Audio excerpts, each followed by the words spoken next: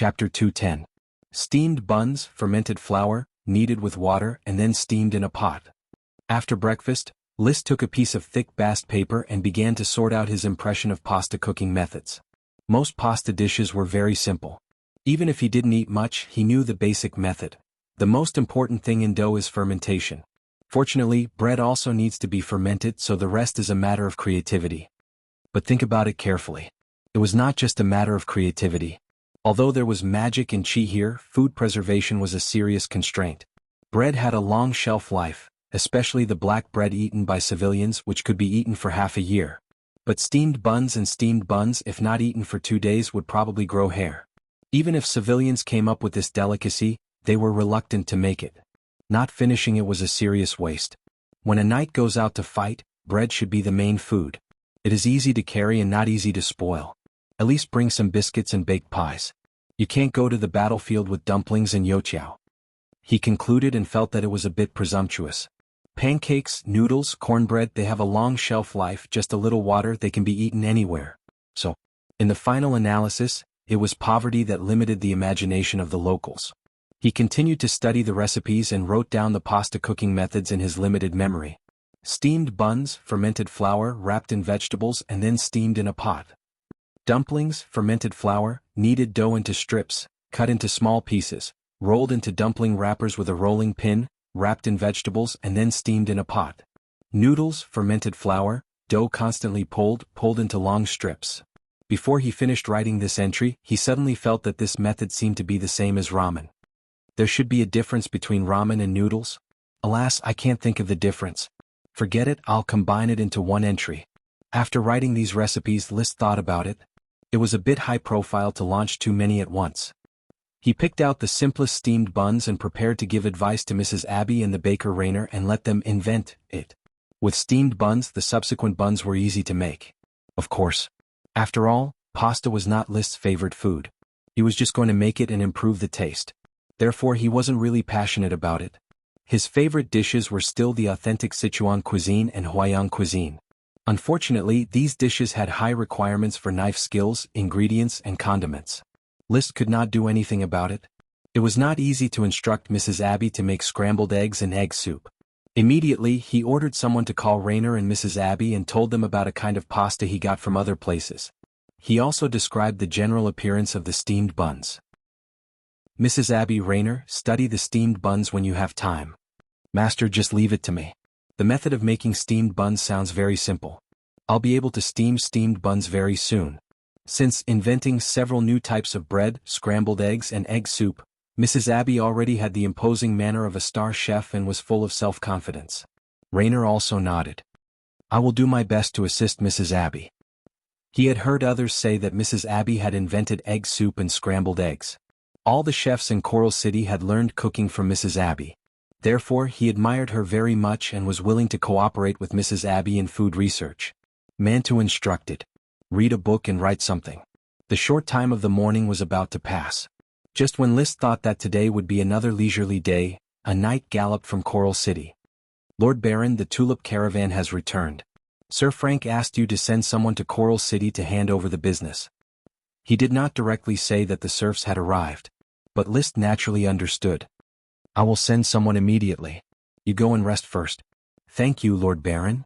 A moment later, Gord arrived and was instructed by List to immediately arrange how to hand over the serfs.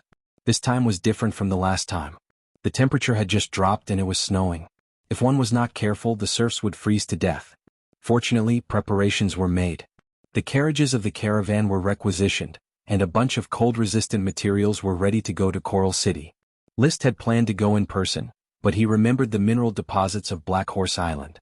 Calculating the time, Marcus would return with the ship this afternoon and was likely to bring news of the fire attribute condensed core mineral veins. He handed the 300 gold coins he had saved these days to Gort. Consultant Gort, I bought this batch of serfs for 210 gold coins. There are 1,000 of them. The number of losses does not exceed 150 is acceptable, but more than that, you need to compensate me. I will explain it to Frank in detail. These 300 gold coins are the cost of buying a new batch of serfs. Try to keep the price of serfs as low as possible. The war will definitely bring countless serfs. I believe there is room for further compression of the price. How to talk is up to you. Please rest assured I am familiar with Frank. Even if I can't touch his bottom line, I won't let him take much advantage of me. By the way, can I take advantage of him in some things?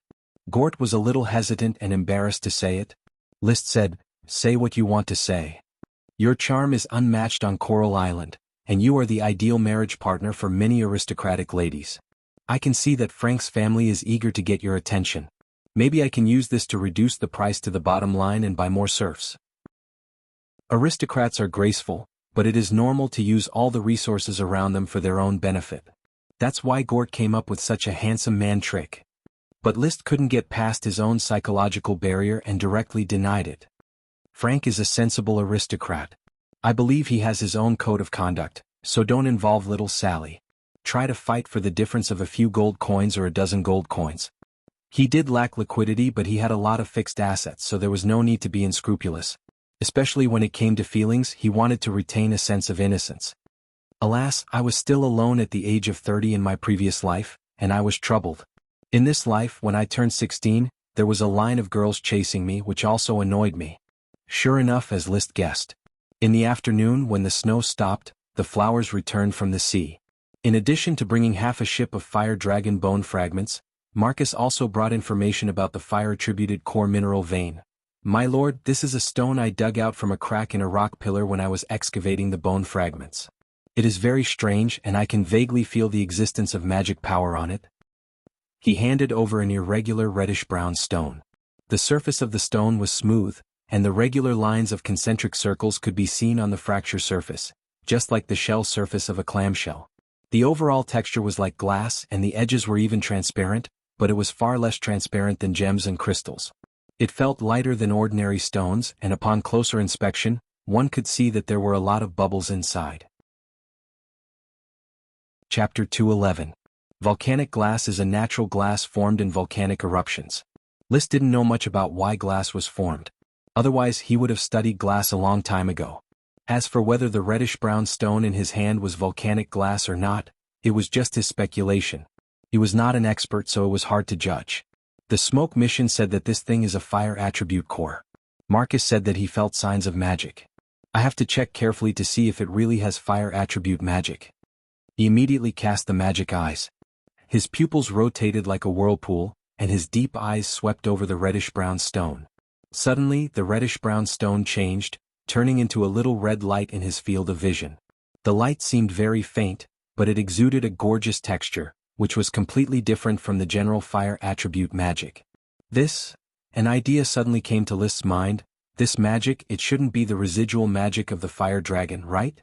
Now that it has been inferred that Black Horse Island was created by the fallen fire dragon, it is not surprising that the magic in this magical stone belongs to the fire dragon.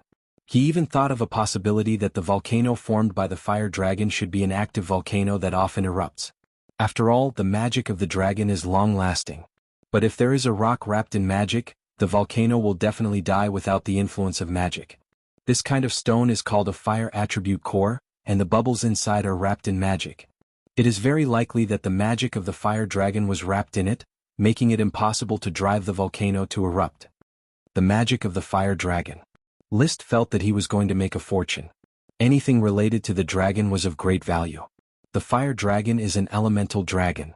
Although it is not a metal dragon, a gem dragon, nor a sacred dragon, it also has the magical power to infect the surroundings. Therefore, the magic left by it is of extraordinary value. List suppressed his excitement. He calmly asked, Teacher Marcus, is there a lot of this or on Black Horse Island? I don't know exactly how many there are on the island, but in the boneyard, there are a lot of these stones scattered in the cracks of the rock pillars. Mine all of it. Your feeling is correct. I can also see the magic power contained in it. Since Marcus didn't know that this was a product of Fire Dragon, List chose to keep it a secret. I believe that this will be a good material for forging equipment or something else. However, he still underestimated Marcus's intelligence and imagination. A magic stone, my lord. Don't you think it looks like a gemstone produced by a dragon? He raised his eyebrows, then relaxed again. List pretended to be surprised. Why would you think of a dragon gem? This kind of stone doesn't look like a gem at all. Sir, it might not be a gem from a gem dragon or a metal from a metal dragon, but a stone left behind by an elemental dragon. Other than a dragon or a super dragon in World of Warcraft, I couldn't think of any animal that could be left behind.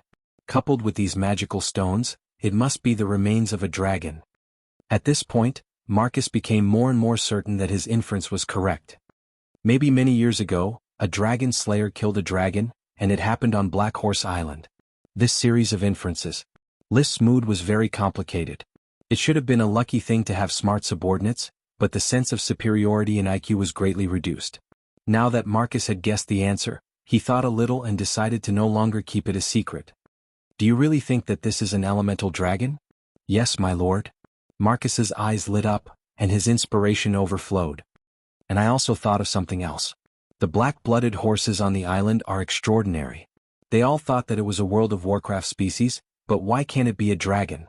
They live on Black Horse Island and have been in contact with the remains of an elemental dragon for a long time. Perhaps they have been infected into a dragon stallion." Once the hole in his brain opened, he couldn't stop for a moment.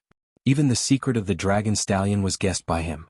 Taking a deep breath, List said in a heavy tone, "Teacher Marcus, you should know what it means for us if this is true."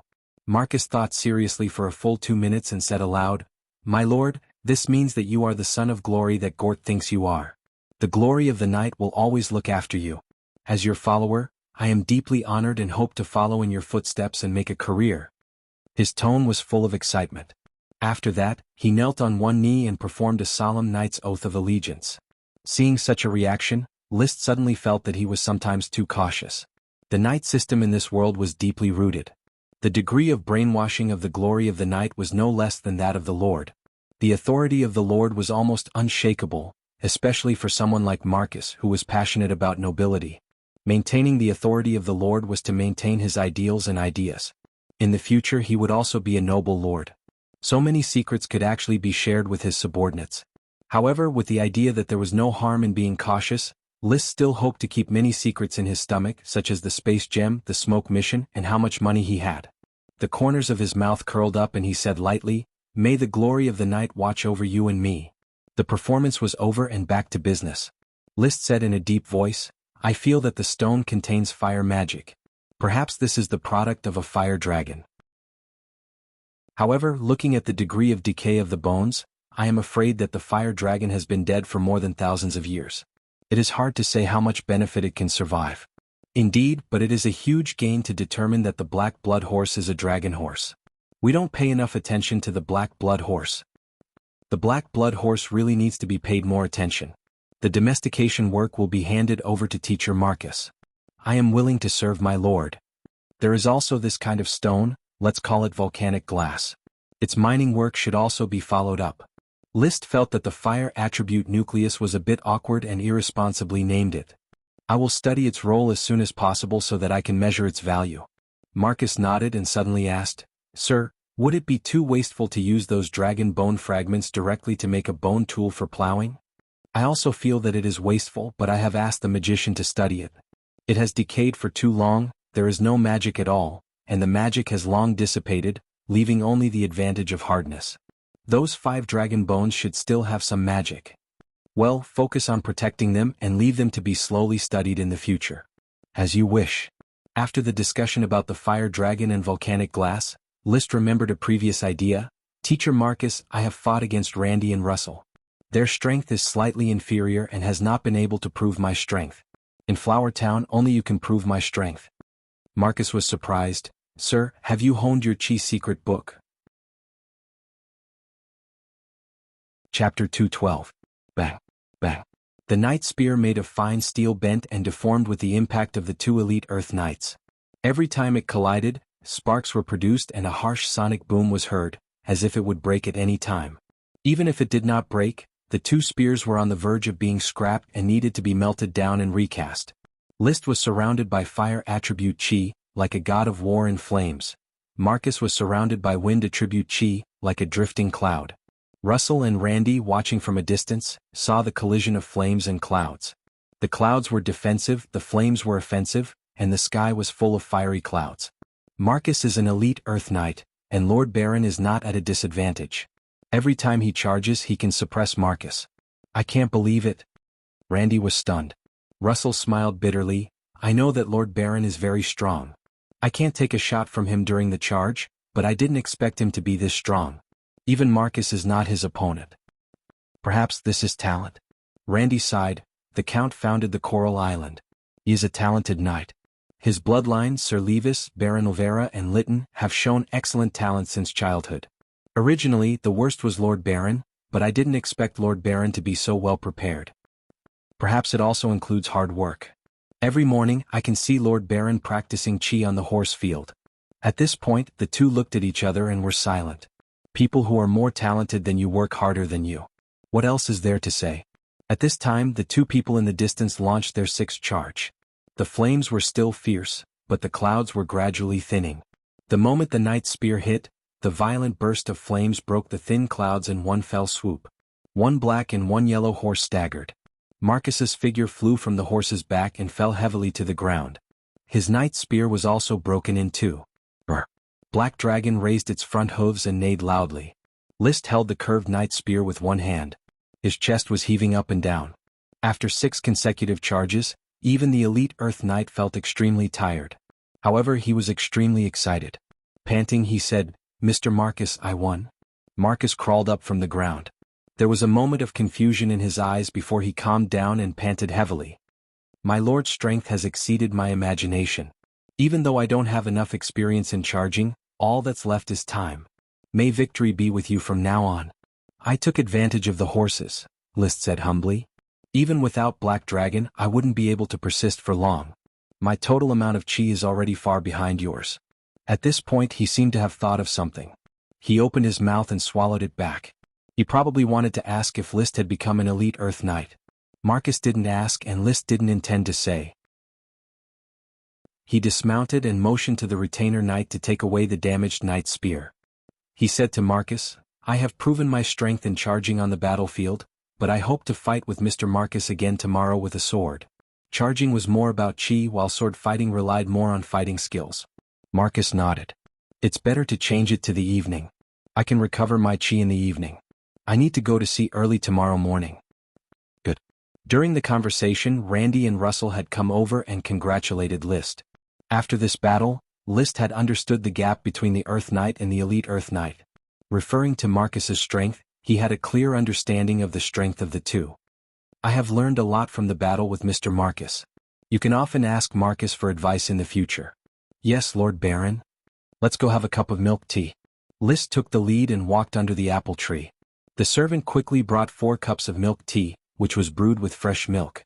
Nowadays, cows produce milk vigorously and can produce several barrels a day. Every day, in addition to supplying the needs of the banquet and List's personal drink, the children who train hard in the night class will also be rewarded with a cup of fresh milk.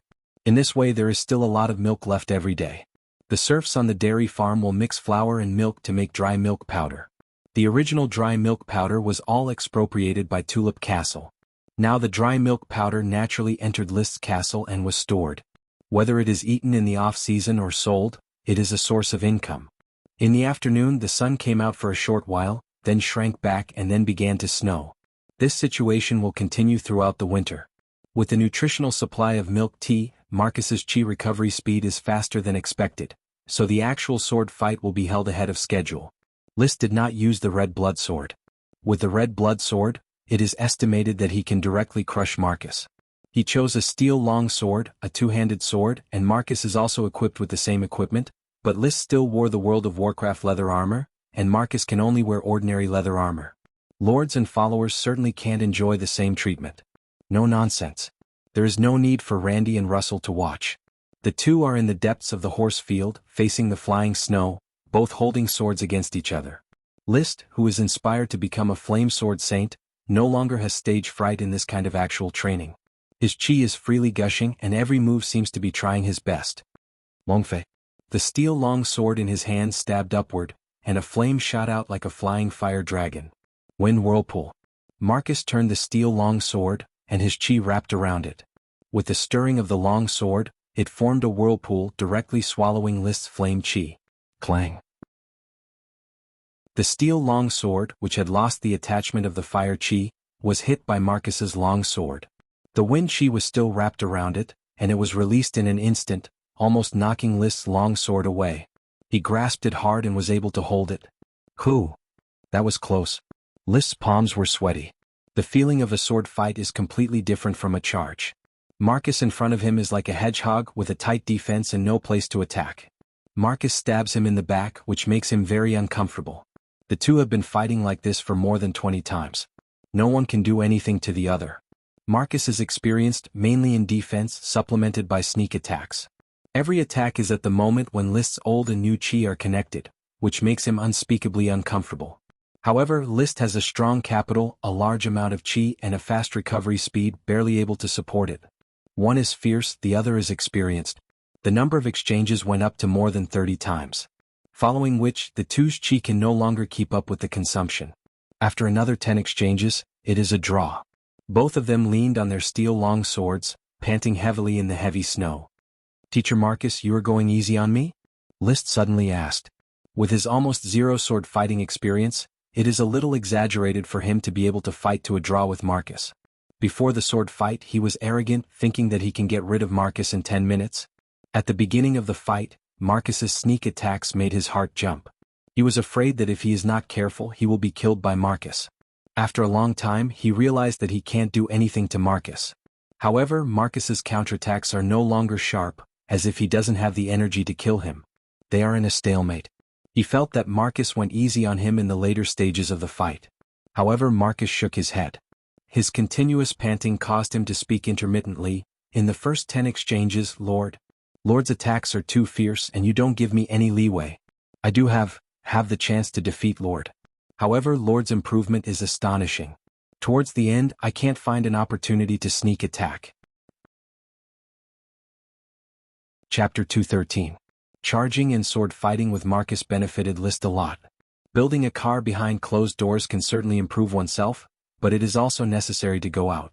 Without actual combat testing, it is difficult to judge whether the skills you are honing are good or bad. And this kind of actual combat also gave List a clearer understanding of his own strength. Knowing oneself and knowing the enemy can win 100 battles. He believed that if he fought with Marcus again, whether it was a charge or a sword fight, he would be able to completely crush his opponent. The elite Earth Knight who takes potions and his strength completely crushes the elite Earth Knight who takes fighting skills. With money you can really do whatever you want.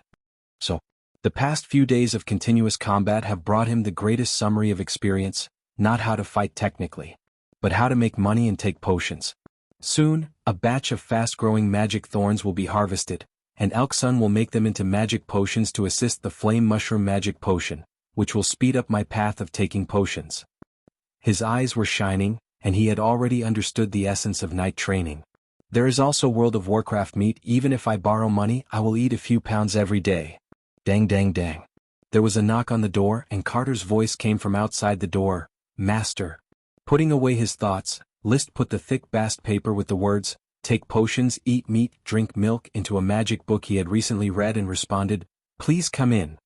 The caravan's carriage has returned, carrying the children of the serfs. Mr. Isaiah asked you for instructions on how to arrange these serfs. Let him arrange them according to the original plan." "Yes, master." Carter took out a letter from his arms and handed it to List.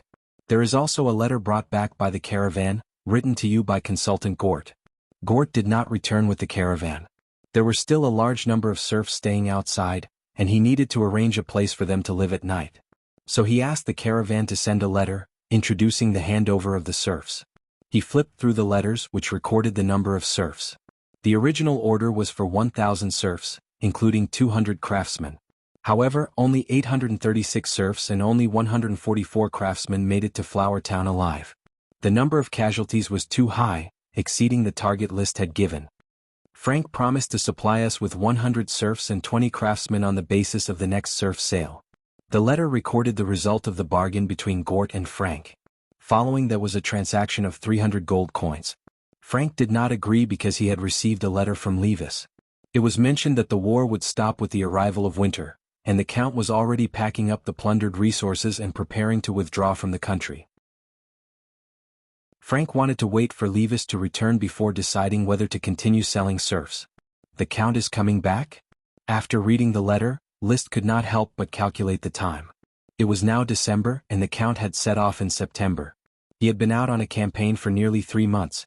Compared to previous years where he even spent the New Year's Day outside, this year's development order obviously did not last very long. I just don't know if this year's harvest will be abundant. The Eagle Kingdom is a big iron producer. If I can plunder more iron, or I can buy a batch and keep it for forging weapons and equipment. Try to arm a night squad as soon as possible. Next year, if there is a chance, I will follow the count to the battlefield to pick up some beans. List ate the dinner alone. The town officials were busy accepting this group of child serfs. Children without relatives were directly lodged with the serfs in Flower Town. Children with relatives were temporarily thrown into new houses in the residential area, waiting for their parents to arrive, and then living arrangements would be made. Food was distributed to the serfs' homes early in the morning, and then the serfs prepared it and sent it to the children. Extra clothes and bedding were borrowed from the serfs' homes to keep the children warm. After the castle bought new clothes, they would be returned to each serf. There were also many children with cold or acclimatized to the climate, and they needed to be taken care of by the old and steady serfs to prevent them from dying. This night was windy and snowy, but Flower Town was destined to be lively. Tomorrow was also a busy day. It would take time for more than 800 serfs to integrate into Flower Town's life. One of the biggest obstacles was the language problem. Snake was spoken here, while the new serfs mostly spoke Wind language. Fortunately, the previous batch of new serfs had learned basic Snake language and could communicate on their behalf. After dinner, List went to the town for a tour. Seeing the sallow and emaciated children shivering in the cold wind and being commanded by the middle-aged officials to salute him, List's heart was not very comfortable. This was a direct collision of two worldviews. He sighed in his heart. After showing his face, he went straight back to the castle, not in the mood to stay any longer. After returning to the castle, he went straight upstairs, just in time to see the maid Little Lily bending over to clean in the corridor. The improved version of the black and white maid uniform was stretched, revealing a pair of straight white pantyhose long legs. Under the skirt there was a round curve, very respectable. Hearing footsteps, Little Lily quickly turned around and stood in the corner, letting List pass by. "Master." "Go on." List regretfully withdrew his eyes and entered his study, calmed his emotions for 3 minutes, and grabbed a volcanic glass on the table. He studied it for a while before taking a break at noon. No matter how he ran his chi, it could not penetrate the volcanic glass and come into contact with the magic in the bubble. The fire dragon magic was imprisoned in the bubble, as if it was completely solidified and could not be leaked. But after exploring it, he still found something. The fire magic around the volcanic glass was obviously a lot more restless, as if it was being pulled by the fire dragon magic in the bubble. It was a bit like a magnetic field. It was obviously separated by the volcanic glass and could not be touched, but it could cause the fire magic to become restless. Therefore, Marcus could feel its magic. With this characteristic alone, I feel it is suitable to make magic equipment. He silently pondered, if a lot of volcanic glass is arranged together, can it form a magic formation? Then it will cause the fire magic in the magic formation to riot and create an environment full of fire magic? If I put a mage in it, will he be able to create a fireball? This seemed to make no sense. So he wanted to break the volcanic glass and release the fire dragon magic in it. However, after the release, it was difficult to guarantee what the consequences of this magic belonging to the fire dragon would be. Will it infect the surrounding environment, such as causing a fire? He was not sure, but it was obviously not suitable to release it in the study. There were still many decorative books on the bookshelf, and it would be a pity to burn them. It was best to do it during the day. He put on his armor, found an open area, and released the fire dragon magic. But after thinking about it, he felt that it was too much of a fuss. Just a few bubbles in a piece of volcanic glass, how much magic could be stored and how much reaction would it cause? After a moment of struggle, he still did not break the volcanic glass. Chapter 214. At dawn the next day. After the chi practice class was completed, List continued to study volcanic glass. He first took a piece of volcanic glass to the wasteland near the castle and smashed the volcanic glass. The bubble burst along with the volcanic glass, and under the observation of the magic eye, the fire dragon's magic escaped directly. The next moment, List was startled. These dissipating fire dragon magic entangled together, and under his gaze, condensed into the shape of a tiny dragon. The wings expanded, flapped up and down, and the figure was ethereal, as if it could be blown away by the wind at any time, turning back and forth in the air, really like a red dragon flying. List never thought that the dragon's magic could have such a mysterious change. He quickly remembered that when Glanny Zhen understood the triangle theory, he said that he believed that dragons and elves were derived from the combination of magic and matter. Now that he thought about it, it was really possible. Even it was likely that the dragon simply originated from magic, the fire attribute magic produced essence, and then the essence condensed into a fire dragon. Otherwise, it would be impossible to explain why the fire dragon's magic, after so many years of evolution, could still form a small magic fire dragon. After looking at the magic fire dragon still floating in the air, and the snowflakes could not extinguish its light, List directly grabbed the magic fire dragon with his hand wearing the World of Warcraft leather cover. He just touched it. Bang! With a burst, the small fire dragon exploded in place, turned into a flame and blew up his gloves on the spot. His palm hurt, and his skin was burned by the splashed flames, almost burning the epidermis. Even if it was not burnt, it made his palm have 2 more blisters, burning with pain. It's quite powerful. List squeezed the blisters with his hand, gritted his teeth and ran his chi to soothe the pain of the wound. The knight's chi has the effect of warming the body and healing wounds. The magic eye was not withdrawn. He was still observing. The magic power of the exploding fire dragon quickly condensed again, condensing into a new magical little fire dragon. Looking at the size, it was almost the same as before. This unscientific situation caught List off guard. He felt that this magical fire dragon was like the wind in the roaring wind valley. It would linger for a long time and would always linger in the wasteland near the castle. In case a serf passed by and accidentally touched the small fire dragon, it might immediately cause an explosion. The danger was not great, but it was still possible to scorch his skin or get blisters all over his body. Wait for something to absorb the magic of the fire dragon. He glanced at the broken volcanic glass on the ground, which was probably burned into liquid magma during the volcanic eruption, so that the fire dragon magic could be wrapped in it. Now that it had already condensed into solid glass, it was impossible to wrap it up even if he wanted to. Suddenly, he thought of something. Why don't I ask the crystal craftsman to carve the volcanic glass into bottles or jars? Then use it to capture the fire dragon magic and store it? This volcanic glass obviously has the effect of blocking the magic of the fire dragon and is a natural storage container. With this thought, his worries were dispelled. He continued to study the flying magic fire dragon. The flight path of the small fire dragon was not fixed, but there seemed to be some restrictions that bound it to a fixed range. This range was the first small fire dragon that was crushed by List, and the explosion of the fire dragon magic spread, dispelling the magic eyes. The small fire dragon immediately disappeared from his field of vision. Casting the magic eyes, the small fire dragon appeared naturally, slowly flapping its wings to fly, turning and turning back within a fixed range, acting very leisurely. List touched it with his steel sword. The sword directly crossed the small fire dragon, or it could be said that the small fire dragon directly passed through the sword. There was no collision or reaction between the two. Why is there no reaction? After a little thought, he thought of a possibility. He immediately ran his chi, attached it to the steel sword, and touched the small fire dragon again. Bang! It exploded in an instant. Sparks flew in all directions which could be seen without the magic eyes. After a while, everything calmed down. In the vision of the magic eyes, another small fire dragon appeared.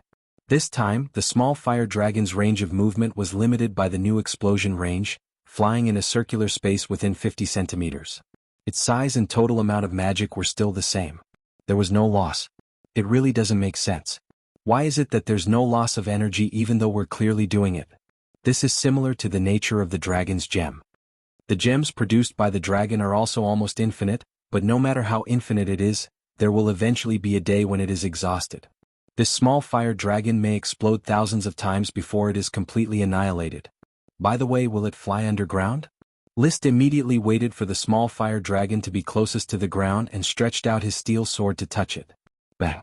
It exploded. This time, the center of the explosion was only 10 centimeters from the ground. When the new small fire dragon condensed, it would fly to the ground. The moment it entered the ground, the remaining snow on the ground was instantly melted by the small fire dragon, and then the wet ground evaporated at a speed visible to the naked eye. Soon, the small fire dragon flew out of the ground again, flew for a moment, and then entered the ground again. Since it is only the size of a palm, it can only dry a small area at a time, but after a few times the dry area will have new changes. The dry soil gradually turned black and was scorched.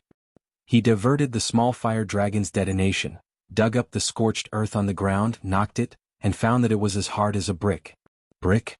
At this moment, a light fell from the sky and fell into his mind. The magic fire dragon is equivalent to burning bricks. I can use it to burn bricks, pottery, and porcelain. Once the magic of the fire dragon is enough, it will be countless times more powerful than a high-temperature furnace. There is no smoke pollution and there is no need for physical fuel. The idea of a moment made him overjoyed. There must be a lot of volcanic glass distributed on Black Horse Island.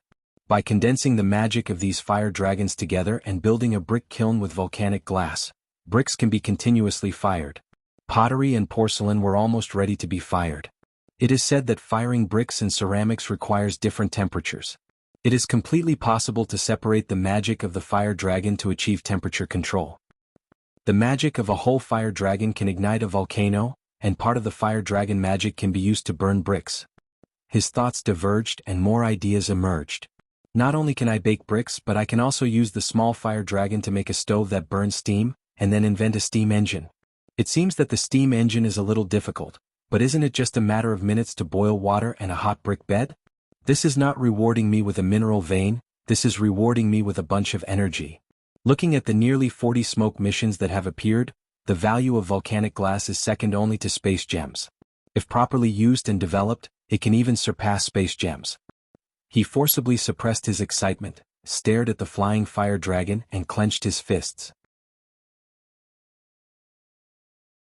Chapter 215. List doesn't know how dragons infect beasts in World of Warcraft. But the conditions for infection are definitely very limited, otherwise the Grand Duke and King with dragons would have dragon creatures all over the country. The fact is that the Sapphire Grand Duke only has one kind of dragon horse, that is, the blue blood horse, which is so precious that even the blood is not willing to leak out. So, from this point of view, the acquisition of dragon blood should be quite difficult. It's just that he had a previous inference that the cows on the dairy farm were likely to have acquired dragon blood and mutated into dragon cows. This made him feel that dragon blood was not very difficult to obtain. The invisible dragon strolled around the dairy farm and was infected with dragon blood. So is this difficult or not? Can the magic of the fire dragon infect the blood of the dragon? If so, what animal should I infect with dragon blood? There are already dragon horses and black blood horses, and there are probably dragon cows and cows. Other chickens, ducks, geese, pigs, sheep, and monkeys do not seem to have much value in infection. Maybe I can infect Dosen and infect Dosen into an intermediate dragon in World of Warcraft? He thought the idea was good. Dosen was worth cultivating. Of course, it's just an idea. The research on the fire dragon magic is still in its preliminary stage. Before the research is thorough, it is best to temporarily use it as firewood in the kiln. Otherwise, with the explosive effect of the fire dragon magic, Dosen will be roasted instead of infected into a dragon beast. After determining the location of the small fire dragon, List picked up the fragments of volcanic glass and returned to the castle. The volcanic glass that Marcus brought back was not much, but it was not little either, and it was all piled up in his gem space.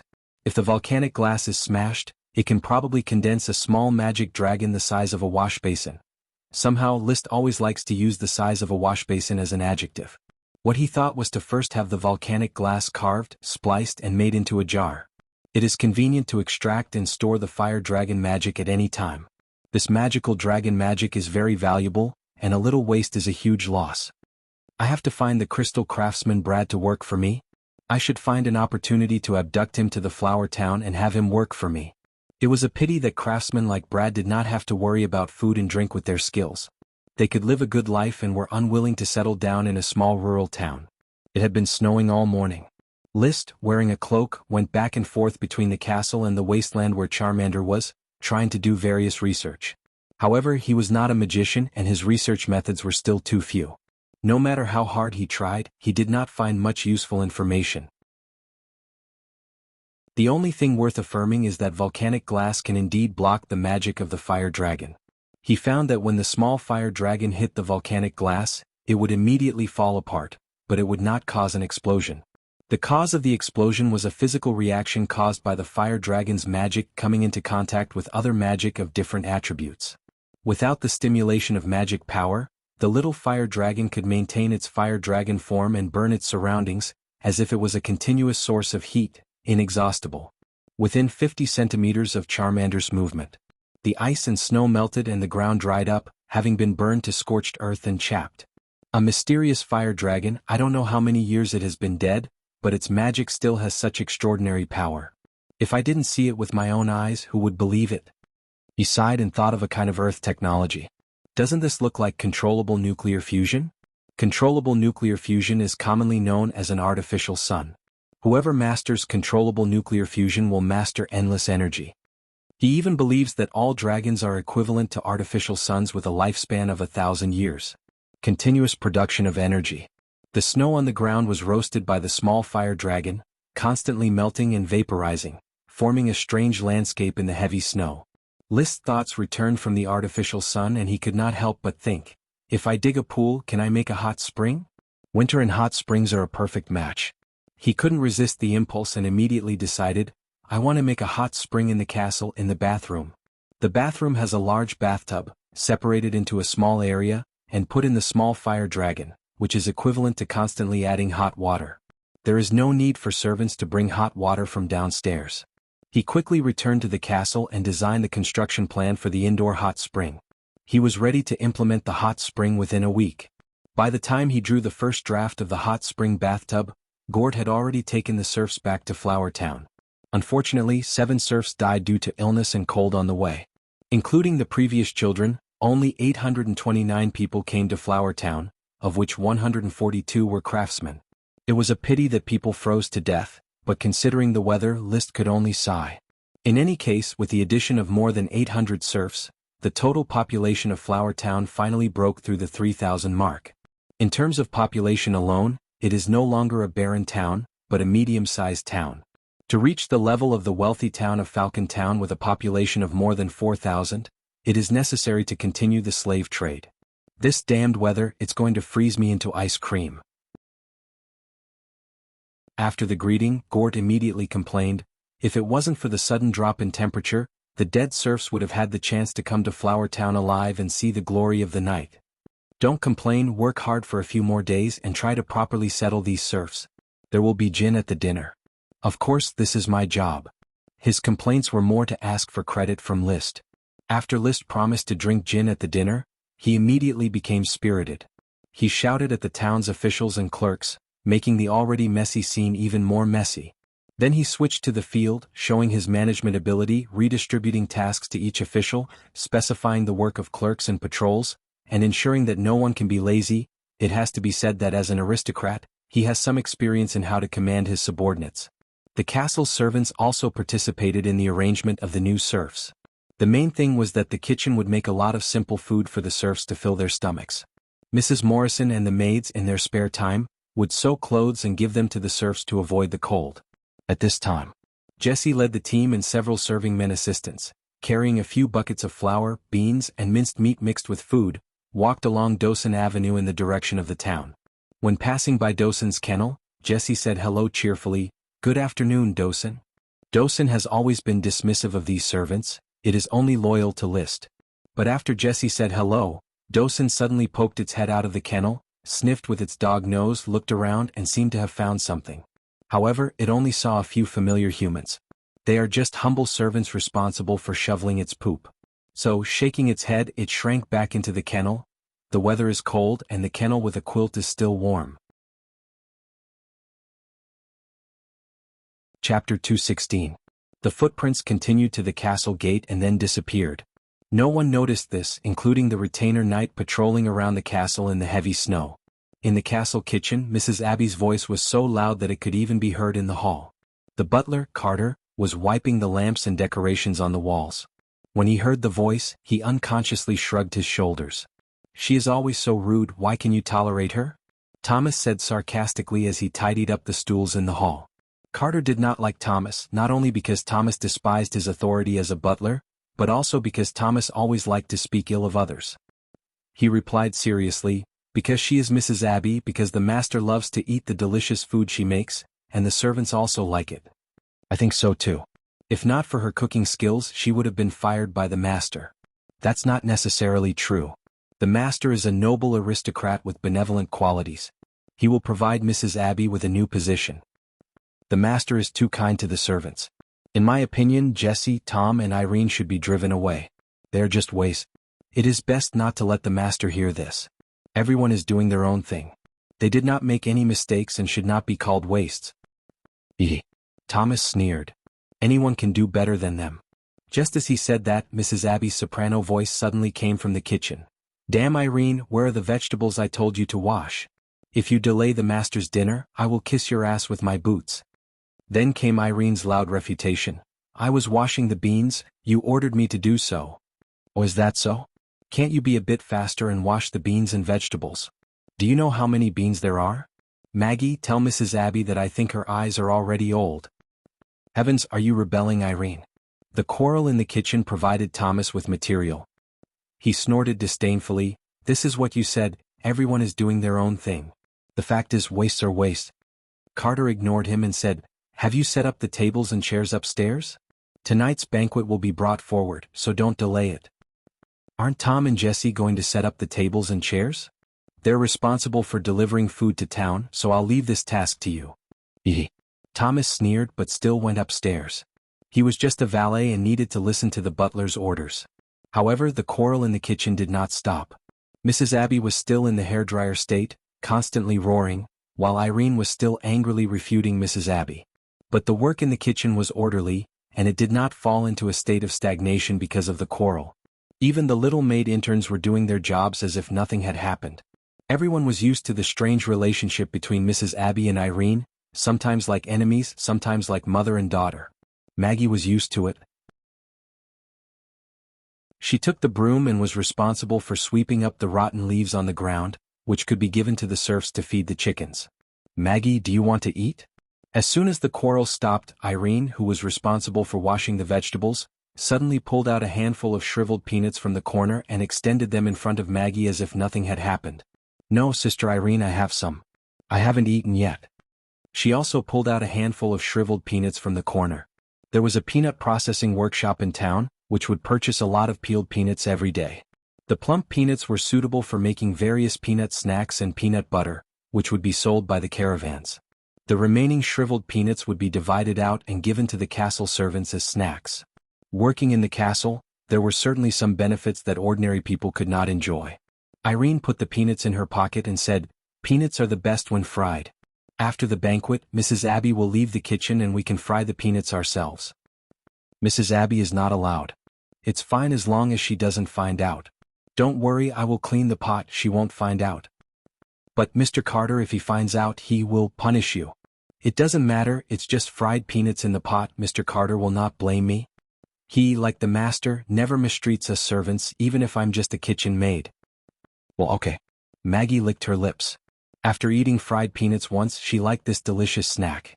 It was much more delicious than the dinner the servants ate every day. Bathroom. List stood next to the bathtub, constantly measuring the area of the bathtub and bathroom with a tape measure. After collecting the data, he went straight to the study, took out thick bast paper, and began to write and draw on it to design the so-called bathtub hot spring. The small fire dragon was not a safe energy source. It must be used to heat the water while also doing a good job of safety protection. This was a brain-consuming design. The blacksmiths and carpenters of Flower Town certainly did not have the brains and insight to design a bathtub hot spring. It seems to be one of the 3 laws of thermodynamics or something else. It stipulates 3 properties of boiling water: thermal convection, thermal conduction, and thermal radiation. Thermal radiation is not used for the time being. Thermal conduction and thermal convection are the most appropriate methods. In terms of thermal conduction, as long as a certain part of the bathtub is heated, the water in the entire bathtub can be heated. Thinking about it, he felt a little confused. The content of junior high school physics was basically returned to the teacher.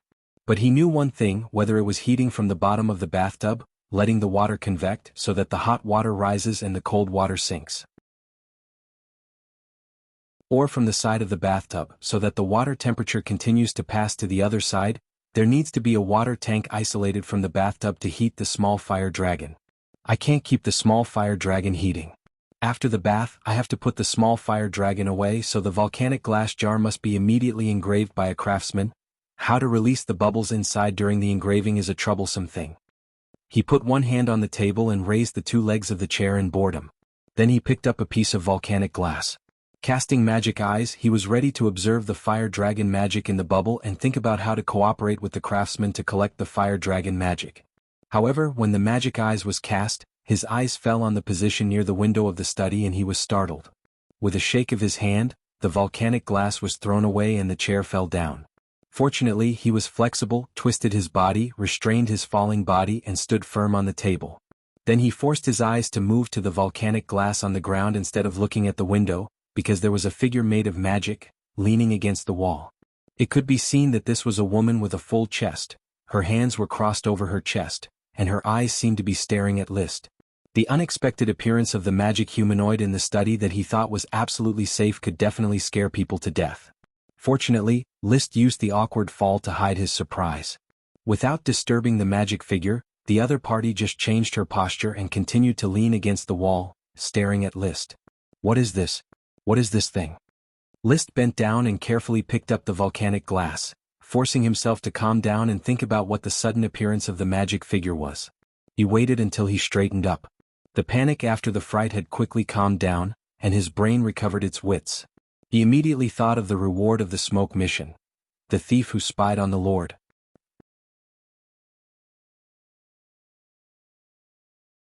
Chapter 217. A thief. A female thief with a big chest. A thief who knew invisibility or similar magic. Standing by the window of the study, leaning against the wall, peeping at him. After the initial panic, Liszt had begun to think about how to deal with it. With his understanding of smoke missions, or the understanding of the fate represented by the smoke dragon, as long as this matter was handled well, he would be able to reap rewards. After all, the thief's peeping appeared in the form of a smoke mission reward. But how should I deal with it? Should I directly expose the thief's disguise? He casually picked up the chair and prepared to sit down again. That's not very good. It's too embarrassing to directly expose it. Do I have to use a honey trap? I have many advantages and being handsome is one of them. The other party was a female thief. Although he couldn't see her face clearly, her figure was very graceful. It was barely worth it for him to use the honey trap. How do I use the honey trap? Actually, I was already using my charm all the time. My handsomeness was something that was natural. What I need to do now is to do a good job internally. It is very easy to conquer a woman's good impression. He had begun to fantasize. The female thief was attracted by his handsomeness and temperament, and directly escaped from the shadows and confessed everything to him. Speaking of which, this idea was quite wretched, but the beauty trap was definitely something he could think of. In the current situation, it was the best plan. What woman could resist a man who was not lacking in identity, appearance, and temperament? Not to mention the existence of a thief, which was classified as a mouse. However, just as he sat down and was about to show his aristocratic temperament, a slightly hoarse woman's voice suddenly came into his ear. I didn't expect someone to be able to see through my figure in a rural castle on such an island. It was the female thief who was speaking. Liszt almost didn't react. He hadn't used the honey trap yet, and the other party had already fallen for it. However, he reacted quickly and immediately stood up from the chair vigilantly. He looked around and whispered, "Who is it who is talking? Baron, your acting is not very good, worse than the burlesque actors I saw in Coral City." The magic on the female thief flowed, and the next moment her body slowly appeared. Some kind of magic similar to invisibility had been lifted. Tattered leather armor, a sword as tall as a person, messy hair, and a tight chest. She was wearing a veil that covered most of her face, revealing only a pair of bright eyes. This kind of dressing reminded Liszt of the villains that often appeared in Knight Rider novels. Mercenaries? Mercenaries were the middle and middle class of society, and most of them were fallen knights. They would become mercenaries and work for lords and merchants in exchange for rewards. Their reputation was very bad because most of the mercenaries were notorious for robbing, killing, and so on. Compared to the rats in the middle and lower levels, they only had one more level of legitimacy. Liszt also knew that the slave trade was inseparable from mercenaries. The knight belonged to the charge on the battlefield, and mercenaries were best at capturing serfs. The female mercenary was honest with him. It disrupted Liszt's train of thought. However, he was an adult after all. His ability to remain calm in the face of danger was still passable. Touching the red blood sword on the edge of the table, his mood completely calmed down. As an elite Earth Knight, his strength was strong enough. Unless the other party was a Sky Knight-level mercenary, the red blood sword would be ruthless. Was my performance really that bad? I think the coherent movements and expressions just now were very natural. Liszt smiled, showing his handsome side. "This uninvited lady, please sit down. Would you like something to drink, red wine, coffee, or milk tea? The handsome man plan continued. The female mercenary sat down calmly. She was obviously a thief lurking in, but she acted as comfortable as the owner. I'm not thirsty right now. If you want to drink something to calm down, please help yourself. List was a little puzzled. Do I look nervous? In fact, I'm very relaxed now. Your performance is indeed better than many people, but there are still a lot of flaws. The female mercenary crossed her legs. Her clothes were very rough, but her trousers were tied with strips of cloth and covered with knee pads, perfectly showing off her slender, straight legs. With the Earth Knight's control of his body, he will not sit down in his chair. List suddenly realized. So I was exposed from the beginning. In fact, I'm more curious about how you saw through my invisibility. I have sneaked into many castles. Except for being exposed in front of a Sky Knight, I have never been seen through by an Earth Knight. Are you a professional thief? List did not answer. He would not reveal the secret of the magic eye. The female mercenary also asked, Do you want to arrest me? Sneaking into my castle and spying in my study, don't you think you have offended the authority of a lord and the sacred legitimacy of the territory? The lord has absolute control over the territory, which is the knight system followed by all countries. I walked in from the castle gate and have been standing in front of the window. The female mercenary finished and added in a relaxed tone, and I don't think there's a problem with offending a baron. The number of baron I killed could probably fill this study. It was an ordinary sentence, as if it was just a small talk. However, List could feel that the temperature in the room had dropped by a few degrees when she said that. He even had goosebumps all over his body. He didn't even doubt whether what she said was true or not, because there was an air of matter-of-fact in her words. It could also be that the other party's acting was just too good. He raised his eyebrows and kept his smile unchanged. So, tell me why you came to a rural town in the heavy snow. There must be a need. I was going to kill the rural lord who sells serfs and take another person away. Probably feeling that everything was under control, the female mercenary was very direct. But seeing that you have not done much evil in the town, killing you will inevitably involve innocent civilians. I decided to change my plan and take only one person away. It sounded like he was lucky to have escaped. But List didn't think that with his hard work and the strength of an elite Earth Knight, the red blood sword and the magic eye, he would be easily killed. The total amount of magic power in the other party's body, in his view, was not outstanding, far from the level of a Sky Knight.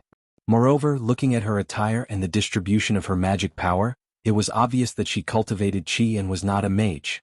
Perhaps she had relied on stealth to kill many Earth Knights in the past, which gave her inflated self-confidence. While thinking, he responded, Who do you want to take away? As soon as he asked this, a light flashed in his mind, and he suddenly thought of a person, the little maid Maggie who was an intern in the kitchen. In the reward of the smoke mission, the kindness of the serf Maggie was rewarded, which made him think that there must be a follow-up mission involving Maggie.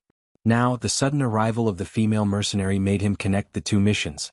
The thief who spied on the lord must have come for Maggie. List had probably guessed the identity of the other party. It was recorded in the serf registration that Maggie had a runaway mage sister.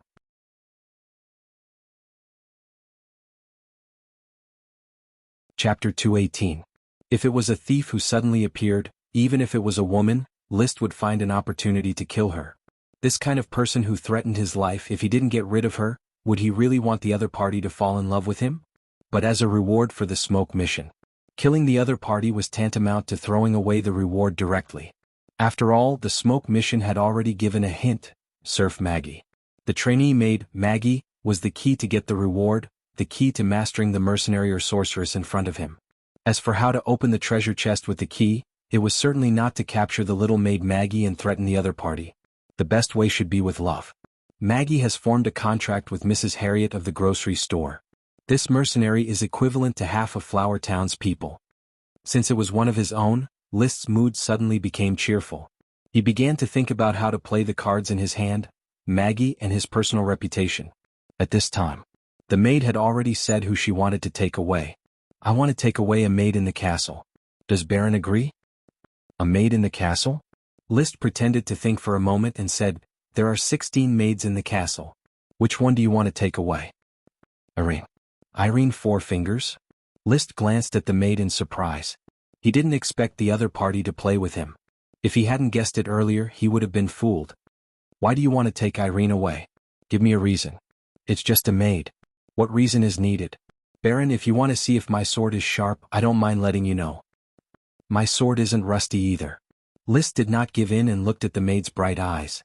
He was half acting and the other half was confidence. There was Dosen, the red blood sword, and the elite Earth Knight. As long as the other party was not a Sky Knight, they would not be able to take advantage of him. With confidence they would be able to perform with peace of mind. They would be able to show the Lord's love for his subjects, show their tough side, and show off the noble image that the people at the bottom of the hierarchy expected.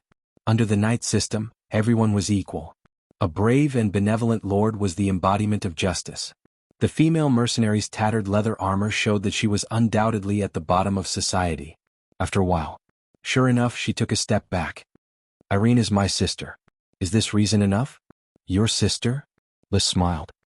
If it's true, I'll call her over and confirm it with you. I'm not opposed to family reunions. In fact, you can come and see me as her relative. Irene applied to be a maid in Coral City. The choice to stay or leave is in her own hands. She doesn't know that I exist. Sorry, this reason doesn't hold water. Irene's parents are in Coral City, they farm for Tulip Castle. I don't think she will have a thief, mercenary, or magician sister. So I have to wait for Irene's confirmation before I can let you take her away. What if I have to take her away? It seems that my actions have caused you to misunderstand. List suddenly pressed his hand on the hilt of the red blood sword and sternly said, "The people work for the Lord, and the Lord protects the safety of the people. This is the knight's glory that I believe in. I won't allow you to take away anyone from Flower Town." This action was full of momentum and the lines were generous and powerful. Coupled with his handsome face, his sense of justice was bursting. Of course, there was a slight suspicion of using too much force. Such a righteous lord seemed a bit empty. On the opposite chair, the mercenary's bright eyes flickered. For a moment she did not respond to List's righteous rebuke. Until List felt embarrassed, she slowly said, "You are different from the lords I killed, Baron. I will stay in Flower Town for a few days to see the difference between you and the other lords." Then she stood up. She was about 1.75 meters tall. List narrowed his eyes. He felt that whether he let her go or stopped her from going out, it was not a very good solution. The key point was that he could not estimate the strength of the other party. Anyway, she would not be weak. If her strength was low, the smoke mission did not need to be so serious, and she would be counted as a reward. When she walked to the door of the study and was about to open the door, List got up and followed. "I don't know why you came for Irene, but I must warn you, don't try to hurt Irene. Don't have any bad intentions in Flower Town and leave your name. Swan." The mercenary smiled, not caring about List's threat. It was not a standard female name. It was probably an alias List guessed. Thomas, who was decorating the living room, saw List coming out with a mercenary. He was stunned and then stepped forward to greet, "Master." List said, "Thomas, you send this uninvited guest Miss Swan out of the castle. In addition, inform Consultant Gort that she can find a new house in town for Miss Swan to live in." Feeling that this was too deliberate, he added, "The money for board and lodging is the same as those foreign merchants."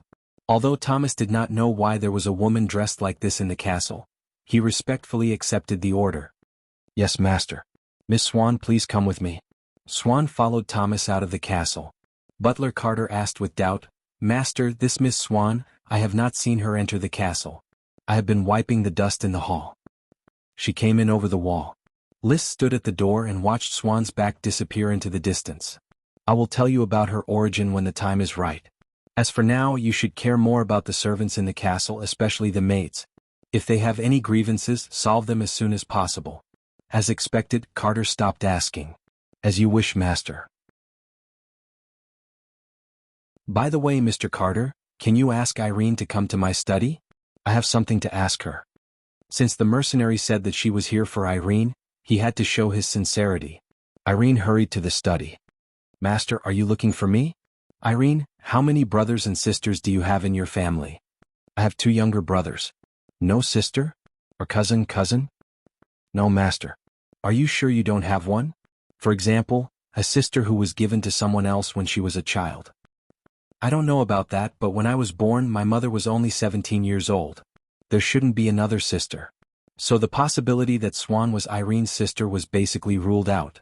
She was just playing mind games. List's heart settled and his tone became gentler. "How is the work in the kitchen?" "Everything is fine, master." That's good. If there is anything you can report it directly to Mr. Carter. As a sister, you should take care of the little maid in the kitchen and not let them suffer. Of course I will. The conversation ended and Irene was sent away. List carefully sorted out his response to Swan's encounter and felt that there were several details that had not been handled well and there were some flaws, but overall his response was pretty good. There was no abrupt enthusiasm, no deliberate hostility. The courage and kindness that should be shown were also shown, and they were basically like a spring breeze. Chapter 219. Swan, the mercenary, will stay in Flower Town and observe for a few days. This is a good sign, indicating that she has developed a good impression of Flower Town and List. The next few days are the time for the good impression to be fixed. Of course, it is also possible that the good impression will turn into a bad impression. But the probability is small. List is confident about this.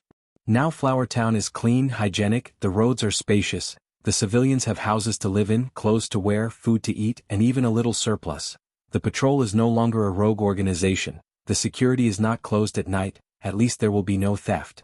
Although the town is rural and not prosperous, but under the governance of more than half a year, there has been a lot of improvement. This will undoubtedly add a lot of good impressions. Selling serfs is indeed disgraceful, but basically the aristocracy will sell slaves, not me. Moreover, the serfs have come to Flower Town and their lives have not been wronged. They have been assigned houses, clothes, food and fields, and their quality of life may have improved. This does not add points, but it also does not lose points. This is the social system. The mercenary Swan claimed to have killed many baron, and it was difficult to tell whether it was true or not. But she certainly understood that what List did was already relatively good among the aristocracy. And most importantly, Maggie has a good life in Flower Town and has a new family. She and Mrs. Harriet formed a contract mother and daughter. It was a stroke of genius. Thinking of this, List felt that there was no reason not to keep the well-built mercenary. Contract mother and daughter are no different from real mother and daughter in law and morality. If the mercenary Swan wants to take Maggie away, she must first break up the mother-daughter relationship between them, but the point is Maggie willing?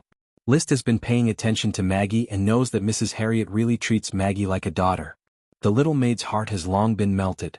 Maggie is not a cold little girl, and if she knows how to be grateful, she certainly does not want to hurt Mrs. Harriet. So, I have to secretly send someone to remind Mrs. Harriet, and at the critical moment, let her keep Maggie, and then use Maggie's mouth to keep the mercenary. Irene also has to continue to strengthen, so that the maids feel the love of the castle and the atmosphere of a big family. Finally, he made the most important decision based on his many failed attempts to woo a girl. Women are emotional. Perhaps there are countless benefits in Flower Town, but the mercenaries may not appreciate it. However, a warm action to buy her heart might change her mind. That night, only Gort and Isaiah came to the banquet. The others continued to be responsible for arranging new serfs. Without waiting for the dishes to be served, Gort asked, "Sir, what is Miss Swan's status? Is it appropriate for me to put her in a new house in the aristocratic district? Perhaps an enemy, perhaps a friend. It all depends on her choice." List did not directly reveal the other party's identity. Instead he said, "Consultant Gort, please tell Carl and Ram that the patrol team should pay more attention to her movements. Don't let her get close to the flame mushroom workshop, the soap workshop and the wine workshop. The worm protection team must protect the worm stalks, especially those in the Garden of Thorns." "You confuse me." Gort shrugged. "However, as you wish, I will tell Carl and Ram." List said to Isaiah, "When the new serfs arrive, clothing, food and housing should be arranged properly. I will have the caravan urgently purchase a batch of quilts and cotton-padded clothes. Don't be afraid to spend money. It is most important to take care of the serfs' lives. Let the serfs feel the warmth of Flower Town in winter." Gort patted Isaiah on the shoulder and blinked. "Yes, let the serfs feel the warmth of home. And Miss Swan, she should see this scene and feel the warmth of Flower Town." Isaiah was not a fool and quickly understood. Of course, Flower Town has a benevolent lord. For all civilians this is a warm home. List smiled and raised his glass. "Cheers. Cheers. Sleep at night." Using the magic eye, List carefully examined the castle to make sure there were no mercenaries lurking. List brought Dosen to the castle hall and let him sleep in the hall. She watched as Carter locked the castle gate with her own eyes. Then he bolted the bedroom door and lay down on the bed. He couldn't sleep and he was thinking about the mercenary Swan. He had mixed feelings about this thief who spies on the Lord. Because of the smoke mission, he naturally felt that subduing the other party was in line with the meaning of the reward. But the information revealed in Swan's words did not affect his senses. The other party claimed to have killed many Baron, which was clearly on the opposite side of the aristocracy. List was also an aristocrat, and his ass determined his head. He would never allow anyone who tried to shake the aristocratic rule to exist. Swan is Maggie's sister, so she should be from the Eagle Kingdom, and the one she killed should be the Baron of the Eagle Kingdom. I hope so. If she killed someone from the Sapphire Kingdom, then I should never let her live. In fact, I was still too hasty. He turned over and continued to think. I should first investigate her background and then decide whether to subdue her. The smoke mission has affected my judgment. I should restrain this dependence. He thought that the smoke mission was a conspiracy of a behind-the-scenes manipulator. Such a manipulator obviously could not resist. But now that he guessed that the smoke mission was the product of the smoke dragon, it was just the control of fate which gave him an independent choice. People's fate should be in their own hands, not to be a puppet. If it's good for me, take it, and if it's bad for me, throw it away. His restless mind calmed down little by little. No matter how beautiful Swan's face is under the veil, as long as she is not in my interest, she must not be left. Even if because of Maggie she will not endanger Flower Town and my rule, she must be sent away. Of course, these were all assumptions. They had only met for the first time, and it was difficult to judge whether what she said was true or false. Her identity and background were also difficult to guess. From Maggie, her sister had gone to learn magic. Judging from Swan's dress, she was a mercenary and cultivated chi. But she also knew invisibility. Although the principle was not clear, it should be a kind of magic. Moreover, the description in the smoke mission was that she was called a thief. So whether she was a knight or a magician, it was unknown. Whether she was a mercenary or a thief, it was also unknown. Touching the red blood sword at the bedside, List had completely calmed down. Since she is here, I can't decide whether she will come to the Flower Town or not, but I must decide whether she can stay or not.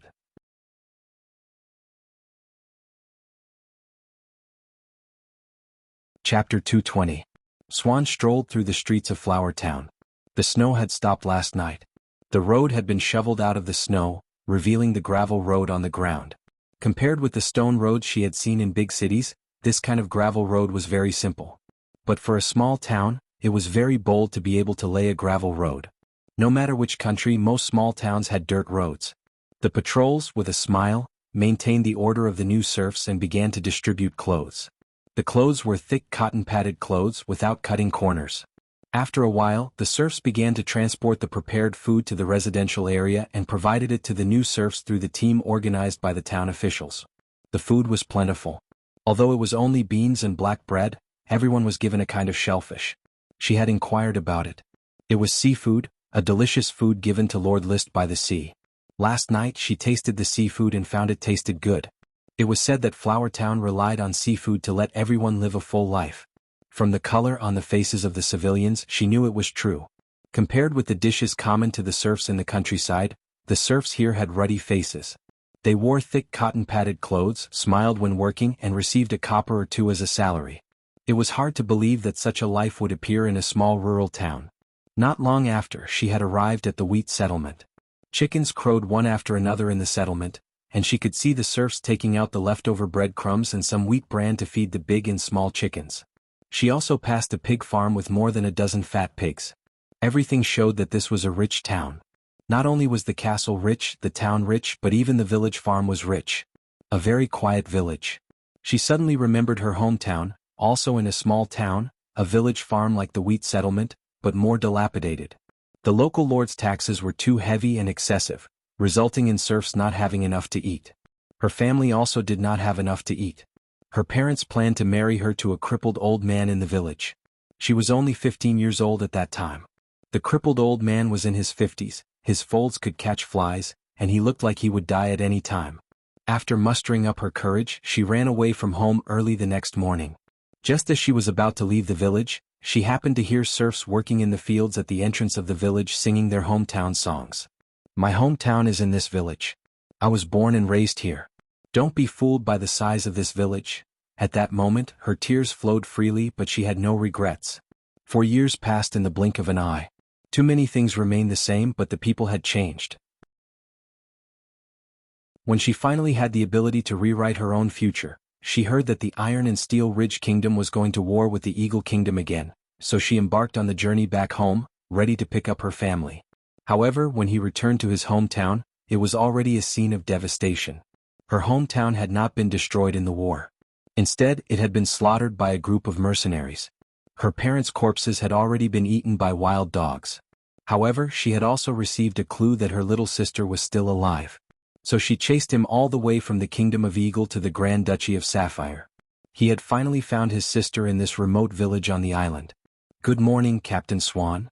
Suddenly, a stuttering greeting pulled Swan back to reality from her memories.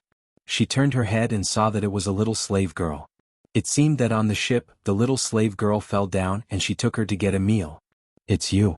The little slave girl had changed into cotton-padded clothes. They were a little big but they looked very warm. Her face had also been washed. Although there was still a trace of malnutrition, her spirit had recovered. After the serpentine greeting, she immediately changed to Wind Whisper, and her tone became lively. "Captain Swan, are you the Lord of Flower Town?" Swan then asked, "Do you like Flower Town?" "Well, I like Flower Town. Mr. and Mrs. Brown are good people. I also met Anija who, like me, is a serf who came by ship from another continent. She has been practicing Qi with the knight. Do you know Qi?" A big man like you must have practiced Qi. Female slaves can also practice Qi." "Yes," Anija asked her instructor, Lord Ram. "All girls can go to class. In a few days I can also practice Qi." "Well, I want to be as powerful as Captain Swan. Don't you want to go home?" "Oh." A trace of confusion appeared on the little slave girl's face. She lowered her head and seemed to think of something. "But Leah has no home." But soon she raised her head again. Mr. and Mrs. Brown said that Leah should make Flower Town her home. Swan was stunned, then smiled and said, "Then make it home." Eating breakfast, List habitually called out the smoke mission. Although he had to restrain his dependence on the smoke mission was really useful. He couldn't help but think about the smoke mission every day. If you can catch the tail of fate, you must try your best to pull it. Keep the opportunity, don't waste it. However, this time the smoke mission has changed for a long time. The ethereal serpentine is no longer the familiar words, but the serpentine that only appeared once. The mission has changed. Immediately, a new smoke mission was issued. Mission: in the snow-covered Flower Town, workers work and sweat every day, but they can't get enough hot water to wash. It is easy to catch a cold.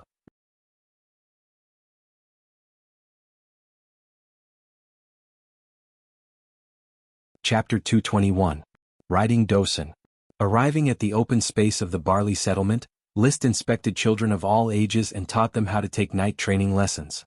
He did not ride Black Dragon because Dosen could give him a sense of security. It can add to the powerful image of the Lord, imprinting a noble brand in the hearts of these children.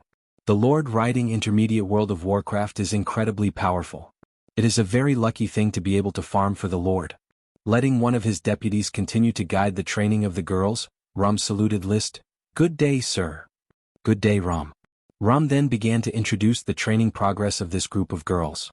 The talented and untalented girls can basically be distinguished from the training. The so-called talent, one is physical fitness, and the other is psychological quality. Talented children would definitely be tall and sturdy, and they would be able to endure hardships and work hard. As for the issue of IQ, the importance is secondary.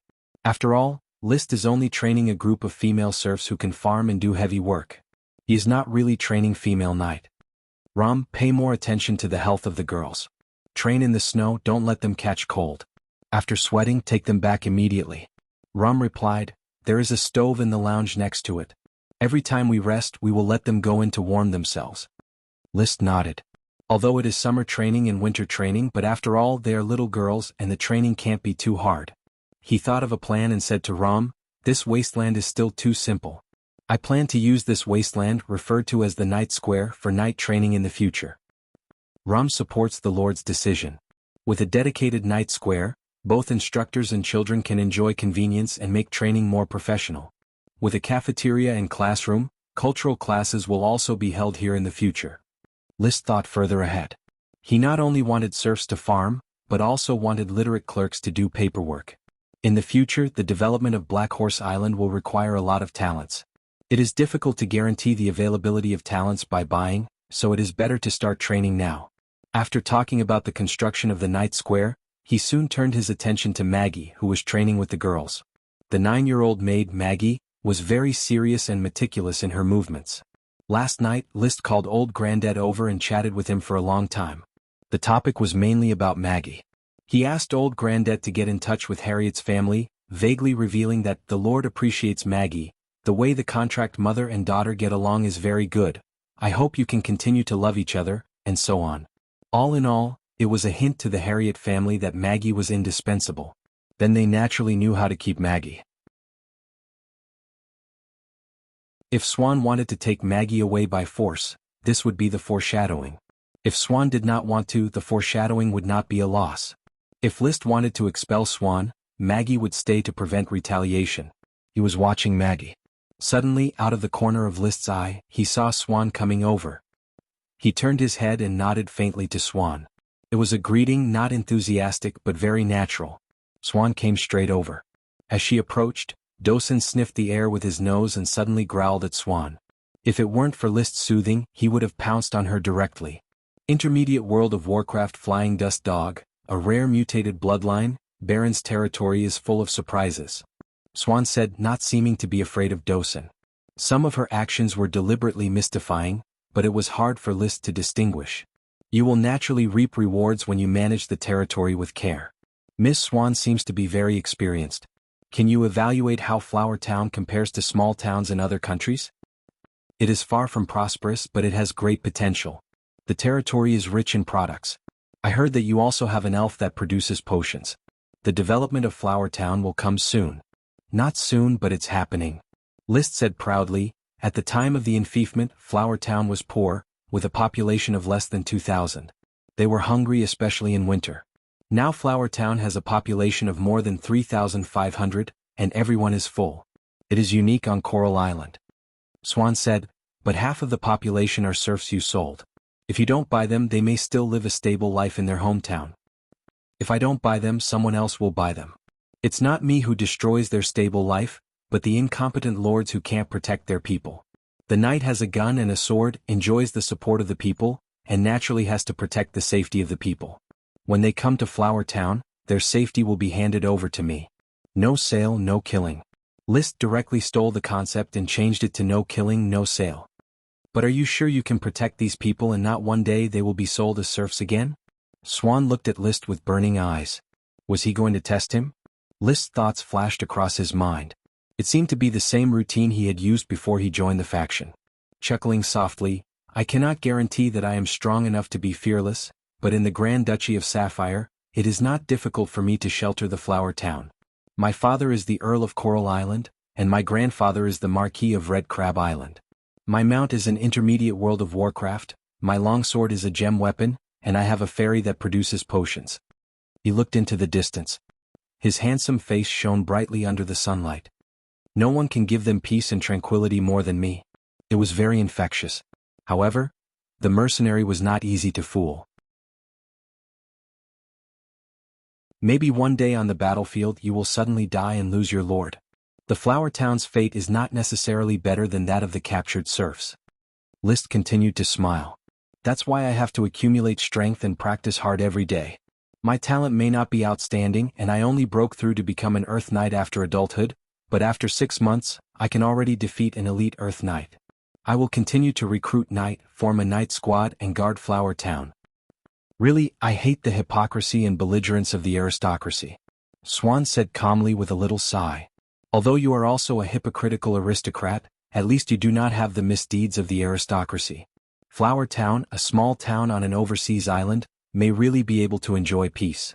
Not waiting for Liszt to speak, she regained her calm tone and said directly, Baron, I hope to take my sister away or buy her for 20 silver coins.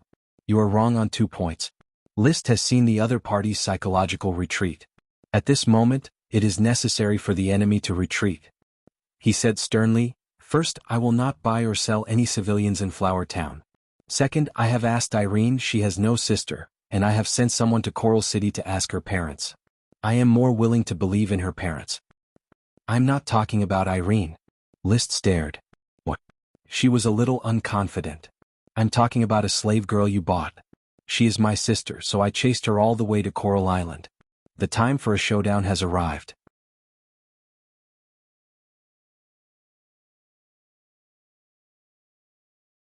Chapter 222. The strategy of the enemy retreating is that when you are righteous and others are wronged, you can make a loud noise. Of course, moderation is necessary. Otherwise, if the other party is irritated, they may directly attack. If I offended you, Baron, I apologize. Swan's expression was covered by a veil and could not be seen clearly, but her eyes were a little evasive, unable to look directly at List's eyes. But I have to take my sister away. If I heard correctly, you are not opposed to family reunion. Do you really have a sister who was trafficked to Flower Town, rather than coming to Flower Town with bad intentions? List saw that the time was almost right and gave the other party a way out. Swan really followed the steps down. Do you think I would come to such a remote town on a remote island in a remote island country with bad intentions? List pointed to several lounges on the training ground. Let's go to the lounge and talk. The manservant Thomas added firewood to the stove in the lounge, got up and retreated, and stood outside the door with Dosen. In the room, only List and Swan were sitting by the fire. Flower Town is my territory, and you are the first uninvited guest of the castle. I believe that you are looking for your sister, so why did you sneak into my study and spy on me? As I said before, I was going to kill the lord who sold serfs and take my sister away. Swan said calmly, and when she saw the disapproval on List's face she added, don't show that expression. Once my strength breaks out, your father, the wave-sword sage Lee William, can't keep me. List was really surprised. Are you a sky knight? Or a great magician? If she was really so powerful, then his so-called strategy was simply walking a tightrope. He also took a look at Dosen outside the door and barely calmed down. Neither. Swan suddenly smiled lightly with a sense of playfulness. Have you heard of a servant? Servant? List had never heard of it. Swan smiled again. It was a teasing smile, but it felt like a self-deprecating one. Putting away her smile, she continued, I saw my sister in the kitchen. She was very happy here and even praised you in private, so I went upstairs to see what kind of lord could receive the sincere praise of his subjects. I was going to take a look and leave, but I didn't expect you to see through my invisibility spell. The other party had indeed wanted to kill him, but he had given up on it. List still felt a little uncomfortable in his heart. He didn't know if the other party was lying or not. Fortunately, the adult soul was able to control its emotions and replied generously, so, it was just a misunderstanding, and now the misunderstanding has been resolved? So, which maid of the castle is your sister? Maggie, she's training outside. Oh, it's Maggie. List breathed a sigh of relief. At least the other party seemed to have reached an agreement. He shouted towards the door, Thomas, tell Rome to bring a little girl named Maggie over. Yes, master. After a short while Rome came in with Maggie. Maggie looked at Swan curiously and then greeted List. Master, what can I do for you?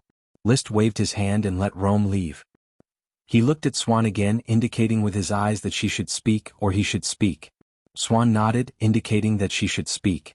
She took a deep breath, stretched out her hand and took off the veil on her face, revealing a beautiful face. According to List's aesthetic standards, out of 10 he could give her 5 points. Whether it was the face shape or the facial features, they were very delicate. The main flaw was that there were a few freckles which ruined the beauty. Such a face was not a surprise, but it was definitely not a disillusionment. As soon as she took off the veil, Maggie's eyes widened as if she couldn't believe it. Until Swan spoke in the wind language, Maggie, sister. Maggie also shouted in the wind language. Then the two of them hugged each other tightly. This picture was very touching. But List looked speechless. Who can translate it for me? Margie said sister, and I got that, but what did Swan say? Looking at the two sisters, it seemed that there was no end to what they had to say, and all that came out was the wind language. He regretted that he should have asked old Grandette to come over. Without an interpreter, he didn't know what they were talking about. But soon, not knowing what Swan said, Maggie suddenly hesitated and stammered. List quickly interjected, Maggie, what is your sister saying? Sister, I hope I will go home with her. Maggie explained in snake language, but Master, Mrs. Harriet and I, she is my mother. Swan also turned to snake language, but I am your sister, the closest sister, Mrs. Harriet is just your contract mother. Maggie stammered again. List immediately shouted out the door, Thomas, go and ask Mrs. Harriet and Mr. Harriet to come over. Then he said to Swan, you are Maggie's sister, no one can change that, but I think maybe we should inform Mrs. Harriet, she really treats Maggie as her own daughter. Swan took a deep look at Maggie and nodded slowly. The atmosphere became silent. Neither Swan nor Maggie spoke and List just kept smiling. When Maggie peeked at him, his smile was even brighter. It could be seen that the little maid liked Flower Town and didn't want to leave with her sister. It didn't take long for Harriet's family to arrive, including her son and daughter-in-law. Mrs. Harriet, who had been hinted at by old Grandette, burst into tears as soon as she appeared. "Maggie, my daughter, my God, are you leaving me?" Maggie bowed her head in shame and moved. "I'm not, Mom." Mrs. Harriet put her arms around Maggie. "Really, you won't leave Mom? That's great. By the way, this is your sister, the magician sister you mentioned?" "Well, she's my sister, Paris."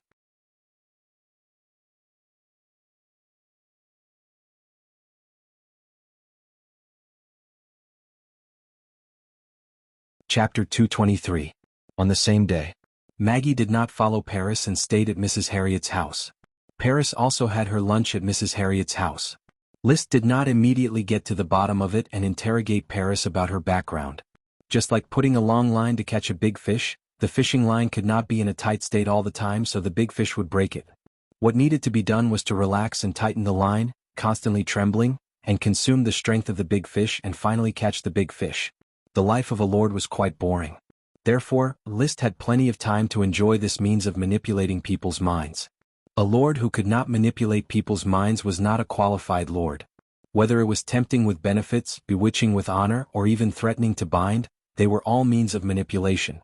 After lunch, he met with old Grandad again and told the other party, "Go and remind Mrs. Harriet that the way for Maggie not to leave is actually very simple.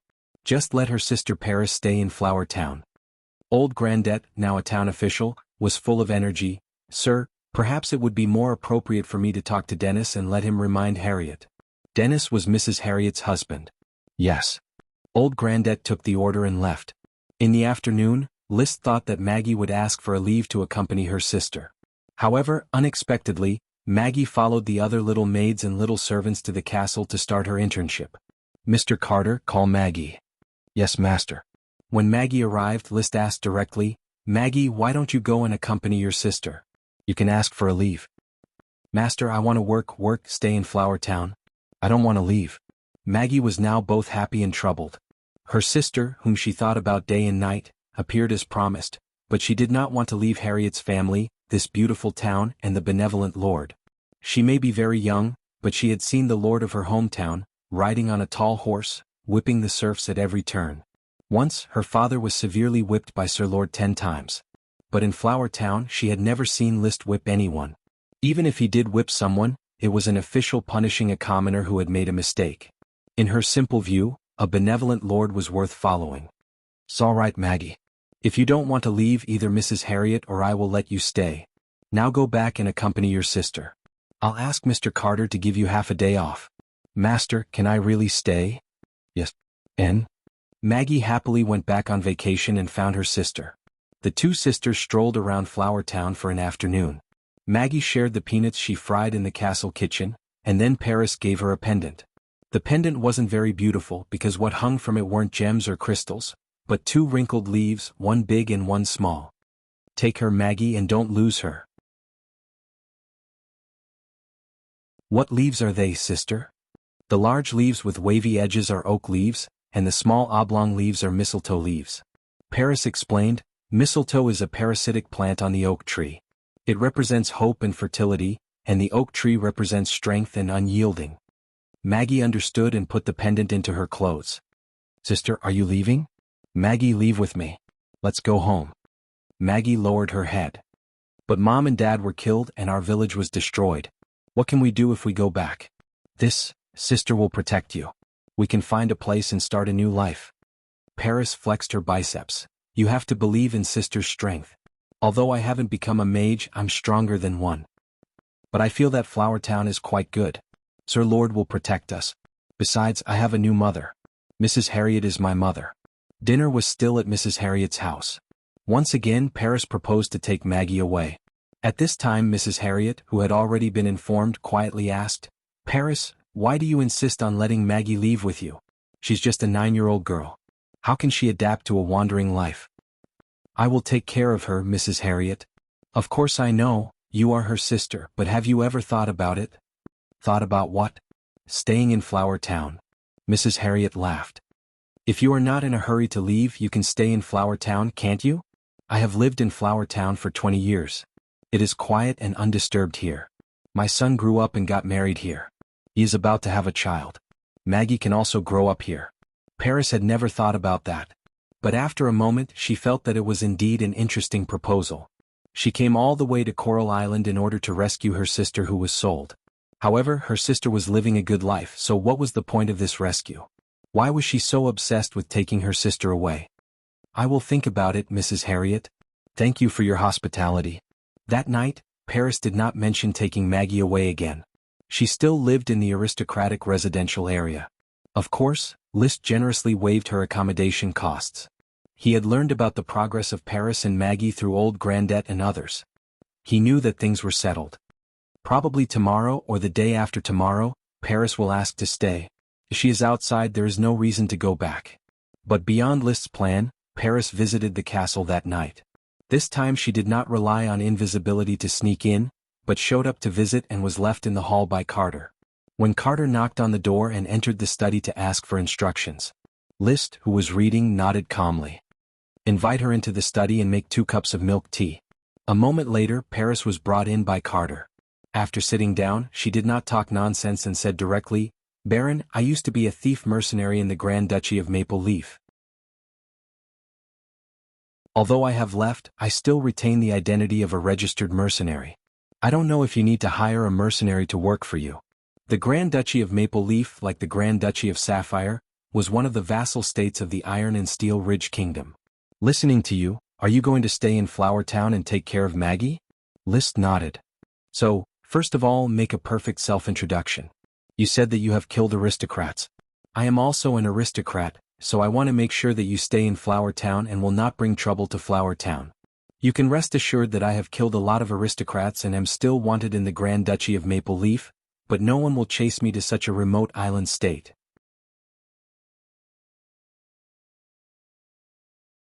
Chapter 224.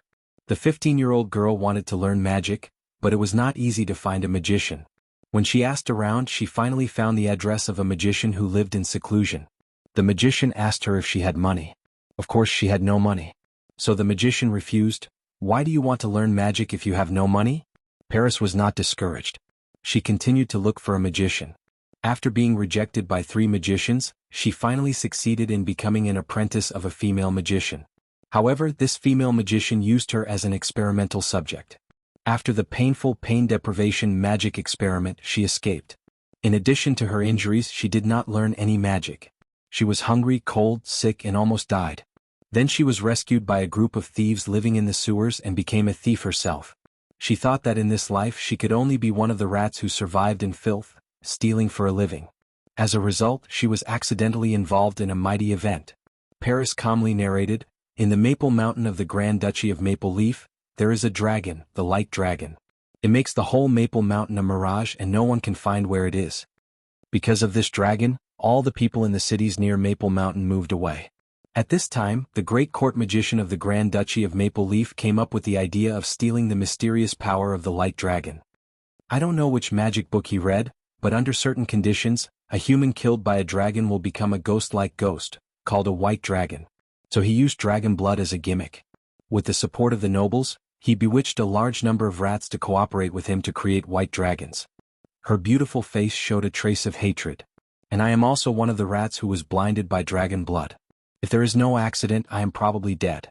So, you did not die but became a white dragon. Liszt was surprised. For the first time, he heard that a person killed by a dragon would become a white dragon. Isn't this the same nature as the ancient legend of helping a tiger? Paris shook her head. The real white dragon is a ghost-like existence. Do you think I am like a ghost? The great magician did not know that a thief stole his research notes, so we woke up. But it was too late. The light dragon appeared in front of us. The medium-sized light dragon was faintly discernible. The rats were engraved with a mark of the light dragon's interest by the great magician. This was a kind of passive magic that could not be erased. It extracted the resentment of humans after death and combined it with the mysterious power of the light dragon, trying to condense the white dragon he wanted.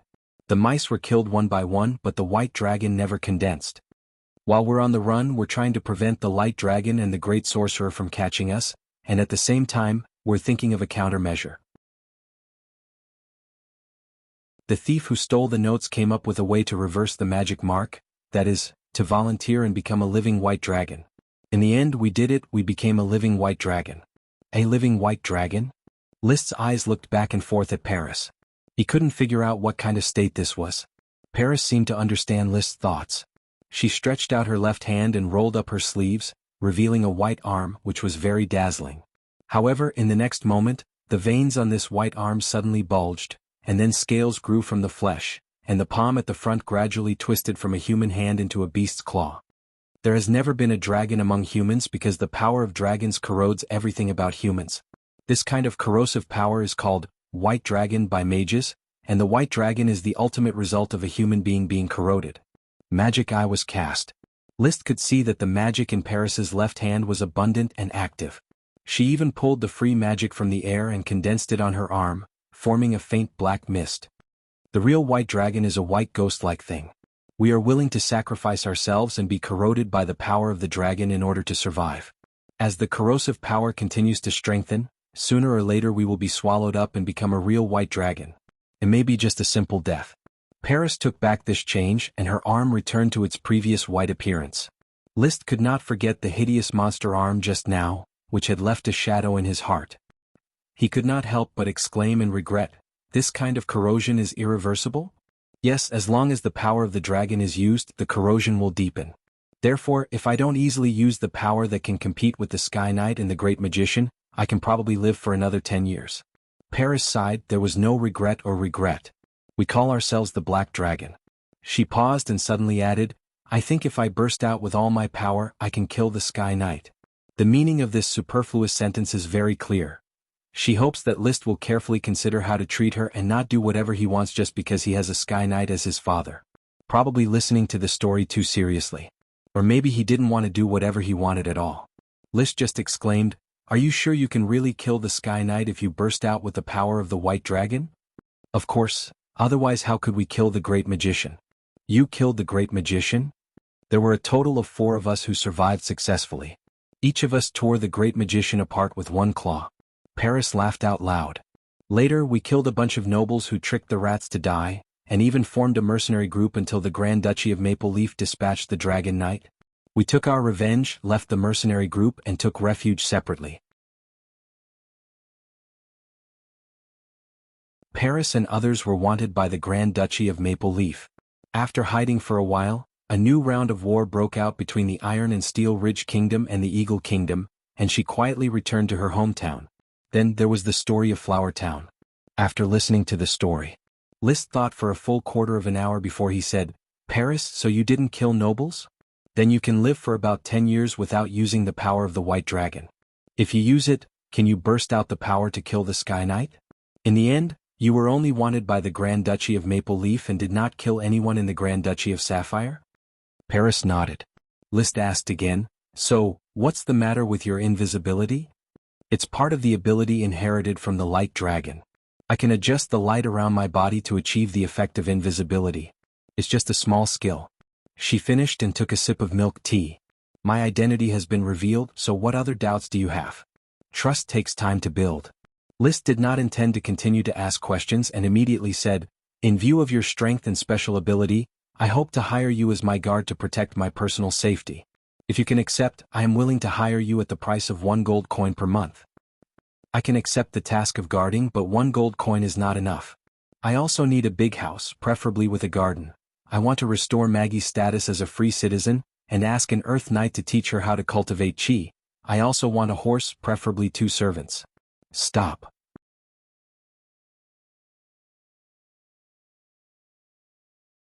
Chapter 225. On the castle lawn. Paris swung her sword and Londo was sent flying. Russell, who was waiting for the battle, felt his scalp tingle. "Lord Baron, where did this mercenary come from? She's too violent. What do you think of her strength?" List, who was watching the battle, was very proud. "Londo can't last 5 rounds. My strength and Londo's are about the same. Her strength is at least at the elite Earth Knight level." Russell told the truth but felt that it sounded timid, so he added, "If it's on the battlefield, it's hard to say. Her fighting style is not suitable for charging." List agreed with this statement. Paris's fighting style belongs to the close combat nature.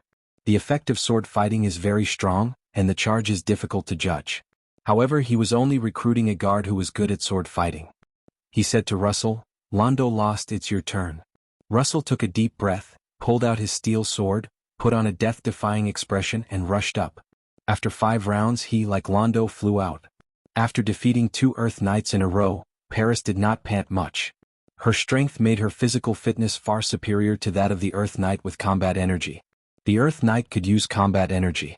Paris had magic in her body, but she could not use combat energy, which was a special magic belonging to the Light Dragon. What was given to her was the ability to change the light around her and hide her body behind the light. During the battle, she mobilized her magic, twisted the light, and could always cause confusion to her opponent. She could only use 70% to 80% of her abilities. Clap, clap, clap. Liszt clapped his hands, satisfied with Paris's strength. He believed that she was indeed worth a high salary of 1 gold coin a month. Wonderful battle, Londo. Russell, it's hard for you to fight in a way that you're not good at. Take a break and have a cup of milk tea. Paris, it's hard to imagine you wielding such a 2-handed sword. He hired Paris as his bodyguard. It was not an impulsive move, nor was it Liszt's inexplicable greed for beauty. In fact, the hideous monster arm had left a deep shadow on him, destroying many of his beautiful imaginations, and he could no longer treat Paris as a beauty. He had hired Paris for the job. Firstly, this is the form of reward for the smoke task, which makes him reluctant to give up. Secondly, as a black dragon, she has secrets about dragons which Liszt is very interested in and hopes to keep by his side to study. Thirdly, she killed the aristocrats for a reason and the stain is clean. Fourthly, Maggie is in Flower Town, so Paris is unlikely to pose a threat. It would be a pity not to keep such combat power. Finally, there was his senses. He sensed that Paris was not a very shrewd woman. Her style of doing things was rather flamboyant. She relied on the fact that she had some ability. Even though she was clearly trying to save her younger sister, she still had to rush into the study room to look at the handsome man. Thinking back to her past, she failed to learn magic, was used as an experiment subject and became a thief. In the end, she was even tricked into going to her death. Furthermore, after being fooled by him for a while, she had delivered herself to his doorstep to lower her value. No matter how one looked at him, he didn't look like a smart person. It wasn't good for a woman to be too smart, and it was even worse for a powerful woman to be too smart. A woman like Paris, who was powerful but had average IQ and wasn't very shrewd, was actually more reassuring. "Baron, don't you want to test my strength in person?" Over there, Paris, who didn't know that she had been labeled as big breasts and no brains, waved a sword as tall as a person and said provocatively. In the face of this level of provocation, Liszt's heart did not waver. But he still smiled and said, "You can rest first." He had no opponents in Flower Town, and it was a good idea to practice with Paris. The magic eye could see through the invisibility spell, which just hid her arrogance. 2 Earth Knight, who are not even elite, did not consume my physical strength at all, Paris said disdainfully. Russell and Randy had gone to the apple table to rest and did not hear such humiliation. Liszt was not pretentious. He patted Dosen's head and let it stay where it was and slowly walked towards Paris. While slowly pulling out the red blood sword, the other party was a black dragon servant with a dragon blessing. He used the red blood sword and also had a dragon blessing. "By the way, Paris, let me ask you a question. Will a fight like this consume your life?" "As long as I don't transform, it is a normal consumption. Otherwise, I will become a waste and I will have to live a few years less." Paris held the sword in both hands, and her previous relaxed expression has been replaced by seriousness. She felt the surging fighting spirit of Liszt. Compared to Russell and Randy, he is much stronger. In the face of this handsome, noble and powerful noble lord, she still has some inferiority complex. The overall atmosphere of society is like this. Mercenaries and thieves are the middle and lower classes of society, and the nobles are the real upper class. You can hate the hypocrisy of the nobles and you can kill the nobles for revenge, but if there is a chance, everyone wants to be a noble. No matter what identity in the face of the nobles, they are inferior. There was no snow, the sun was hanging in the sky, and the warm sunshine melted the snow on the meadow. The alfalfa under his feet was good at isolating the soil. The leather boots stepped on it and the texture was soft. Liszt did not use the magic eye. He planned to first feel Paris's fighting style involving light and shadow, and also to show weakness to the enemy. Great Fire Wave. The moves of the Fire Dragon Drill secret book gushed out, and the red blood sword was like a flame, and the amplification effect doubled the power of List's secret book. Paris had no choice but to use the light and shadow entanglement to block the flaming sword with just this one move. At that moment, List only felt that his eyes were blurred, and Paris's figure seemed to move in an instant, and he took a step back. He instinctively wanted to adjust the trajectory of the red blood sword. However, he forcibly restrained himself. He still attacked the same place. Clang. The red blood sword was blocked by the big sword, and Paris's figure appeared again in the same place, but she had moved a step to the right, so List's attack was still off. In the next few rounds, no matter how hard List tried to restrain his naked eyes, he still couldn't capture Paris's real figure. This kind of unexpected light and shadow entanglement was very troublesome. If it weren't for his powerful attack power, wide attack range, and the explosive nature of his fire attribute Qi, forcing Paris to be careful in defense, he might have been quickly defeated by the opponent. But it was this strange fighting style that allowed List's combat experience to rise, and he slowly learned to attack Paris's position in advance through his body's prediction. Gradually, he reversed the situation and began to force Paris to stabilize her defense, unable to fight back. Her physical fitness is at the same level as Marcus. Without the light and shadow pull, I can defeat her at any time. List's heart was clear. He had judged Paris's true level, so he no longer reserved his strength and quickly released the magic eye. The next moment, the human figure formed by magic had completely exposed Paris's position through the light and shadow pull. The red blood sword erupted with Qi, and he slashed at the position where Paris retreated, displaying the ultimate meaning, Heart of Fire Dragon Drill. Under the astonished gaze of the other party, the red blood sword, wrapped in explosive Qi, struck her through the thick heavy sword and sent her flying. List drew a flower with the sword. The red blood sword was sheathed.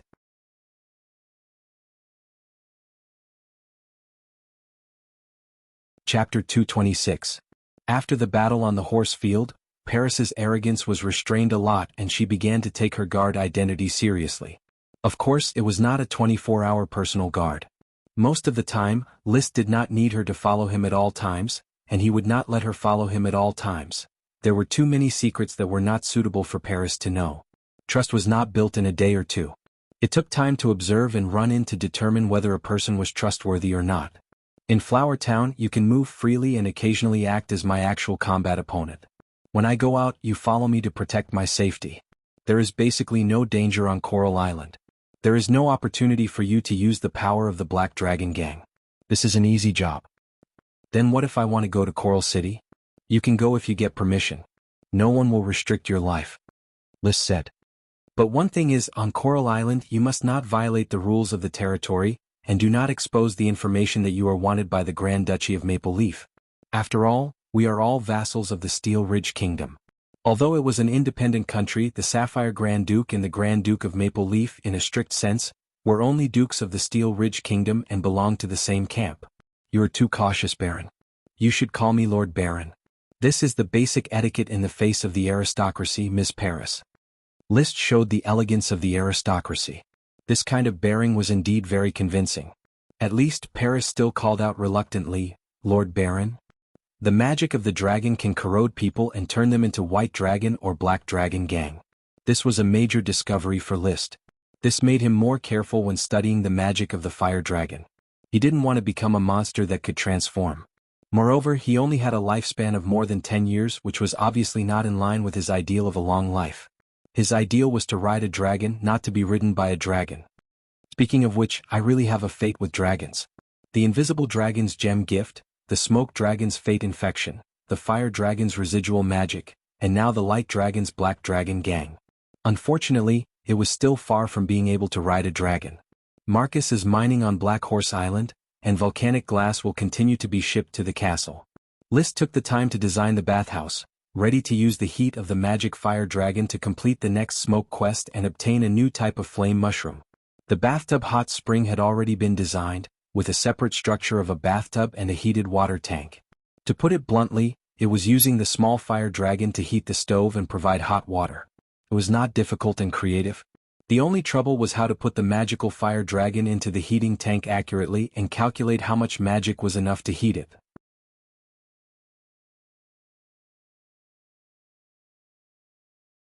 The reclamation of the Thorns Ridge, the quarrying of the dock area, the construction of the carpentry workshop, the construction of the Knight Square as well as the Surf Serpentine teaching, craftsman's apprentice training, children's chi training, and a lot of other matters were waiting to be arranged. In order to prevent the new serfs from forming groups, these days officials are mainly allocating accommodation and work arrangements for the serfs, making sure that the local residents and the new serfs are mixed and matched. With the advent of winter and the private fishing in the seaside town, the seafood business is getting more and more depressed. Fortunately, the market for flour soap has been opened up. After assigning their deputies, Sherlock and Harpagon became more honest and immersed themselves in business. Now no one among the nobles is using soap, and they are all scrambling to buy flour soap. Because of this, the flour soap was sold at a low price for less than a week, and it rose back to the original price of soap. Even so, Baron Henderson of Snake Spear City, his caravan, and the soap business is about to fail. The reason why it has not completely failed is that the production of the soap workshop in Flower Town cannot go up. Even if Burnell has brought 20 apprentices to work frantically, it still can't meet the market demand. On one hand, the soap is not selling, on the other hand, the flour soap is in short supply. According to the information sent back by the flour caravan, Baron Henderson has been furious these days. He even drank a few glasses of wine at the banquet and threatened to duel with Liszt. After sobering up, he never mentioned it again. If Liszt were to ride Dosen in the duel, the result would be self-evident. But more than once, he scolded Liszt for being greedy and robbing him of the benefits he deserves. Don't pay attention to Henderson's clamor. When the soap business is completely depressed, I'm afraid he won't have the strength to shout again. Let him concentrate on providing soap powder. If he doesn't know what's good for him, let him go bankrupt. Don't think that just because you are a baron you can say whatever you want.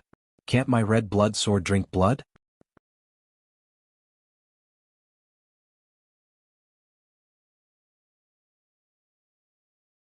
Chapter 227. Even though the snow and ice had arrived, the Sea of Flower Town was not frozen, and the flowers returned to the dock unimpeded. This time they brought back a ship full of volcanic glass or in some fire dragon bone fragments. The architectural plan of the port town has been roughly planned according to the design drawings of the Lord. Marcus reported to Liszt in the castle study, the bone fragments in the burial ground have been cleaned up, and most of the volcanic glass or between the rock pillars has been mined. If we continue to mine now, we will destroy the grassland. The grassland cannot be destroyed for the time being. It is important to raise black blood horses, and there is enough volcanic glass. This is a strategic resource. We have to think about the future of Black Horse Island. So how will the next plan for Black Horse Island be carried out? Liszt thought for a moment. Build a residential area in the port town. I will increase the number of immigrants and strive to form the port town as soon as possible to facilitate the development of Black Horse Island. Black Horse Island was his future foundation, and Flower Town was a temporary shelter. His first plan was to build a small town on Black Horse Island, the port town, as a frontier for the development of Black Horse Island. The Count developed Coral Island and accumulated resources for several generations, but he started from scratch and could only do it step by step. Black Horse Island needed to be kept secret, so for the time being, Thomas could only be entrusted to develop it. After talking about the port town, Marcus expressed his doubts. My lord, have you studied the role of magic in volcanic glass? He had been in charge of mining and did not know the progress in this area. Liszt had no intention of hiding it. Teacher Marcus, I have discovered the role of magic. It can be used as a continuous source of heat. He pulled out the design drawings he had drawn and handed them to Marcus. This is the bathhouse plan I designed. There are a lot of projects in winter in Flower Town. Civilians work and sweat every day and need a bathhouse to drive away the cold and reduce the danger of cold. Children who train in Chi also need the help of a bathhouse. The magic of the fire dragon is very suitable for the bathhouse. Marcus looked at the design drawings and handed back the thick bast paper. My lord's design is exquisite. In fact, he did not understand Liszt's abstract architectural proportions. Putting away the blueprint, Liszt asked Thomas to call Gort over for a small meeting. The content of the meeting was to select a new group of strong serfs and assign them to work on Black Horse Island. In this way, the number of serfs in Flower Town is not enough. Gort complained. If it's not enough, I'll buy more. Now is a good time to buy serfs. Liszt had already treated the slave trade as a daily routine. As for the gold coins stored in the castle, I'll think of a way. He planned to sell a batch of mithril ore. This was a precious strategic resource and he was reluctant to sell it. However, it was still a long time before the Flower Town could cast armor. Even if he formed a night squad, they could only be equipped with standard armor produced in Tulip Castle, not mithril armor. With the existence of smoke tasks, there is still a lot of wealth to be harvested in the future, and immediate development is more important. Gord had no problem with the sale of serfs. He said easily, "Yes, the price of serfs will be very cheap now and maybe it will attract a few more Paris." Paris? Marcus wondered. A female mercenary, her sister is a sold serf. She followed and is now a guard of my lord. She is very powerful, an elite Earth Knight. Marcus asked cautiously, "Can she be trusted?"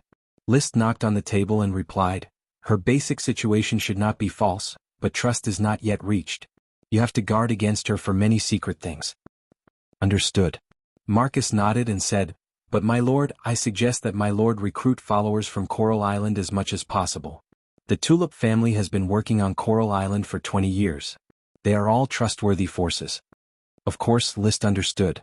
But Paris was a reward from the smoke task and it was related to dragons.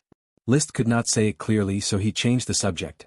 "Speaking of recruiting followers, Advisor Gort, are there many people who want to go to Flower Town recently?" As the Lord's advisor, he was List's representative. Gort replied, "There are many aristocrats and quasi-aristocrats who have written to me, but not many have made up their minds. You know, the aggressive knight has followed the count to the battlefield, and the rest have either lost their initiative or are not strong enough.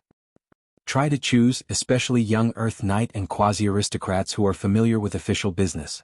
Young Earth Knight can be cultivated to prepare for the upcoming Night Squad. Quasi-aristocrats who are familiar with the business can first be inspected in Flower Town, and later sent to Black Horse Island." "As you wish. By the way, my lord, do you remember Zambrata? Litton's tutor who was stripped of his title. What's wrong?" "He wrote to me hoping to come to Flower Town in the next few days. He can't stand it anymore and hopes to find a job in Flower Town. You receive him first and I will consider his knowledge later. If I am satisfied, I will not be stingy with a job. If he is not, I will not disregard my father's dignity for him." Marcus met Paris at the dinner party held in the restaurant on the first floor. There was no friction and the two just nodded to each other. After that, Paris concentrated on food. She had been completely attracted by the castle's scrambled eggs, egg soup, bread with varied flavors and fragrant milk. She wanted to eat and drink 3 meals a day in the castle. Her sister lived in Mrs. Harriet's house. She lived alone and was too lazy to cook. Of course, eating in the castle, she was not qualified to enter the restaurant on the second floor. She was eating at a table with Randy, Russell, and List's knights on the first floor. Only nobles and tutors could sit on the second floor. In order to win over his subordinates, List often held banquets in the restaurant on the first floor to facilitate all his subordinates to gather at one table to eat. Of course, he had actually entertained Karl, Rome and others on the second floor. At that time, his understanding of the nobility was not very deep. Now he would not do that. Most of the time, the strict hierarchical system reflected the authority of the lord and the noble nature of the nobility. This was often a move to bow down and win people's hearts. After eating in the same pot for a long time, some people might not be able to see clearly and really think that being close to the people was a good thing, overstepping the status of each other. But List was a nobleman. Of course, he sat on the chair on the second floor. Coming downstairs to eat was just to win people's hearts. The security of the territory must be strictly managed. Karl, the patrol team needs to be expanded. The current quota of 30 people is too small. On average, there is only one patrol member for more than 100 people. Try to expand the recruitment to 90 people and assign one patrol member for 40 people. The ratio is barely up to standard.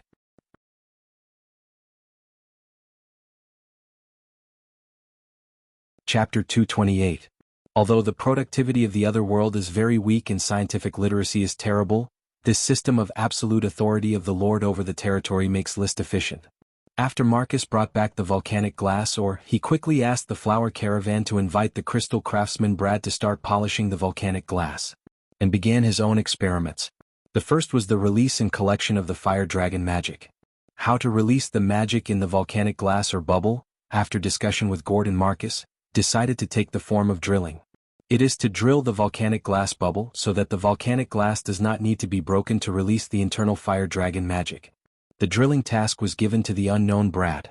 After the release of the fire dragon magic, it gathered together to form a small magic fire dragon invisible to the naked eye. The next step is to collect the magic fire dragon and inject it into the volcanic glass carved utensils. How to carve the utensils? List instructed Brad to do it. Because there is no need for exquisite carving, the work progressed quickly. Brad has a pair of skillful hands. The irregular volcanic glass under his carving became parts of various shapes. Then the parts were pieced together, the gaps were filled with volcanic glass powder, and the gaps were glued together, making watertight glassware. The arm-thick cylindrical jar, the fire dragon jar. In order to verify the sealing of this fire dragon jar, List deliberately released a little fire dragon magic in it. Seal the jar. There was no leakage of the fire dragon magic. The nature of volcanic glass has a restraining effect on the fire dragon magic, making it unable to condense, let alone escape. The next step is to fill it with magic for energy use. List followed the steps and handed a glassware blueprint to Brad. Brad looked at it for a long time and did not understand. Lord Baron, what is this? Can you explain it in detail? Can't you see it clearly? This is a large syringe. See the outer cylinder? This is the syringe jacket. This slender rod has a pot lid in front of it, which is the syringe push rod. The push rod and the jacket should be tightly sewn so that the push rod can be pushed and the contents of the syringe can be sprayed through the needle in front of it. There was no one there to give injections, so it took Brad a long time to figure out the structure of the bucket-sized syringe designed by List. The next step was carving and splicing to complete the large syringe.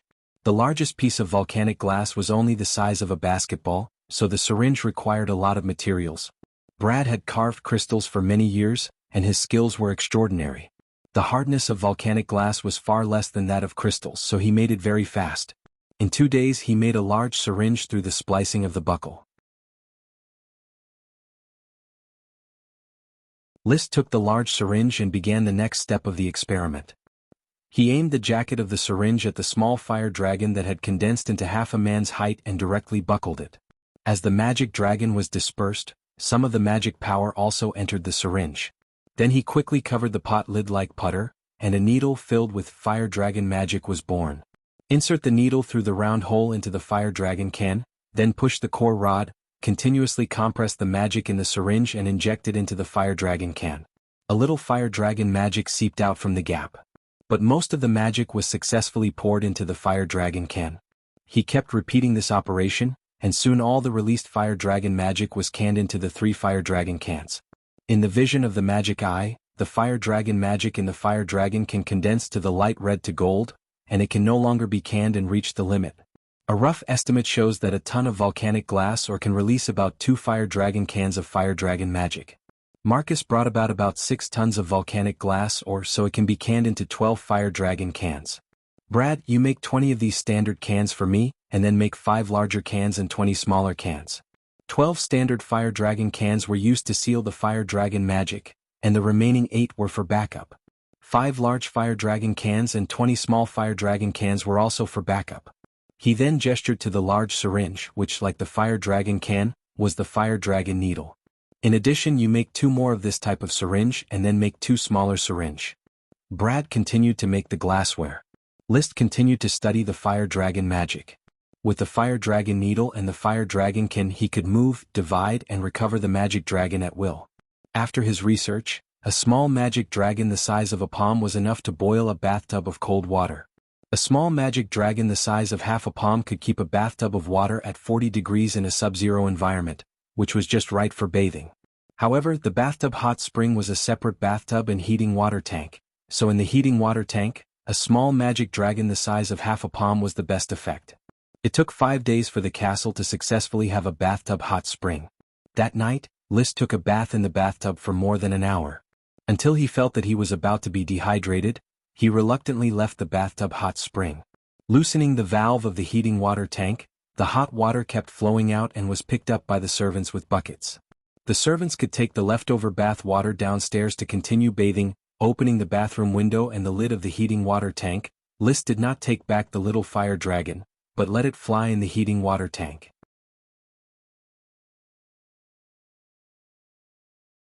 The magic dragon's ability to heat the air was not very strong, so even if it was left alone, it would not burn the bathroom.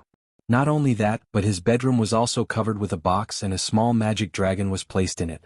Like a heater, it kept the room at a comfortable body temperature of 24 or 25 degrees, and put a basin of water to prevent drying, and the whole bedroom was as warm as spring. Fire Dragon Thermostat Air Conditioner. Mr. Carter, these boxes have been set up with magic arrays.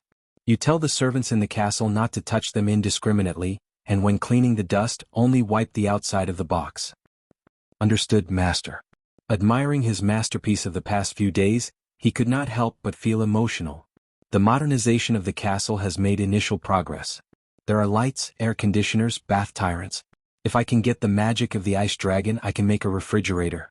If I can get the magic of the wind dragon, I can make an electric fan. Thinking of the wind dragon, he suddenly remembered that there was the magic of the wind dragon in the Windroar Valley of the Unsetting Radiance Empire.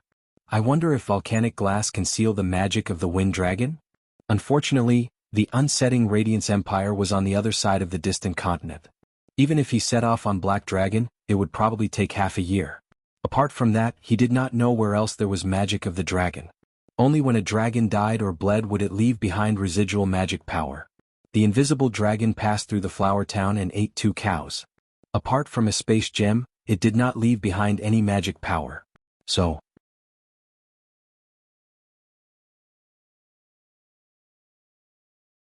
Chapter 229. The bathhouse needed to boil hot water, a lot of hot water. Humans of this era used firewood to boil water. Commoners used firewood, nobles used charcoal, and there was no record of coal being used. Coal should not be a product of dragons because it was neither metal nor gem. Probably no humans understood the mineral coal. At least, the Sapphire Grand Duchy had not heard of the combustible mineral coal. There were no records of other fossil fuels such as oil, natural gas, or anything similar. According to List's speculation, since there were saltpeter mines and volcanoes could spew basalt, there was no reason that coal, oil, and natural gas did not exist. But it was not certain. After all, metal mines all originated from dragons. There were no naturally formed metal mines, so it was not surprising that there were no naturally formed coal and oil. In short, firewood and charcoal were the main fuels. Firewood was dry branches, straw, and the like, while charcoal was the solid fuel left after wood was not sufficiently burned to remove water and impurities. When firewood burned, it would smoke and could not be fully burned. Charcoal had no smoke, burned fully, and was light. But firewood was cheap and charcoal was expensive. After cutting down the trees in the Thorns Ridge, Flower Town hoarded a lot of wood. In addition to the wood used for construction, many of the defective wood was used to make charcoal for the castle. Commoners picked up a lot of dry firewood and piled it home to cook. The bathhouse was for commoners and certainly could not afford to use charcoal. So before there was no other choice, only firewood was used. But to boil a large pool of hot water and maintain the water temperature, the amount of firewood consumed was definitely not small. It was labor-intensive and wasteful, and it also damaged the environment.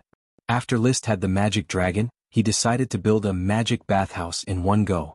Naturally pollution-free, did not consume energy, saved human resources, and had a 24-hour super endurance.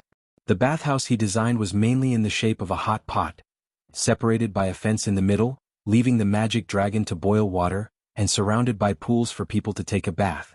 With Dawson's rock pillars, the construction of the bathhouse was not difficult. The bathhouse was soon dug, paved with stones, and waterproofed with wooden boards. The next step was to fill it with water. List himself released the magic dragon and constantly adjusted the total amount of magic. Finally, it was determined that a bathhouse needed a bucket-sized magic dragon to heat the water to 40 degrees. At this point, wooden houses were built outside the bathtub, and the 2 bathhouses were completed. The whole process took no more than 5 days. On December 16th, they officially opened for business. It was free of charge from 6 p.m. to 12 o'clock p.m. every day, and the bath time could not exceed 5 minutes. From 8 in the morning to 6 in the evening, the restaurant was open for a fee. 1 copper coin per person, no time limit. List had his own hot spring bathtub, so he naturally didn't need to visit the bathhouse. However, Gort and the others had been eyeing the bathhouse for a long time. This kind of bathhouse could only be found in big cities.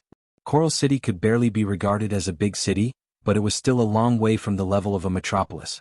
Therefore there was no bathhouse. Ordinary bathhouses burned firewood, which was very expensive. Oh, comfortable to the bones. Gort sat in the hot pot bath and was soaked in warm water.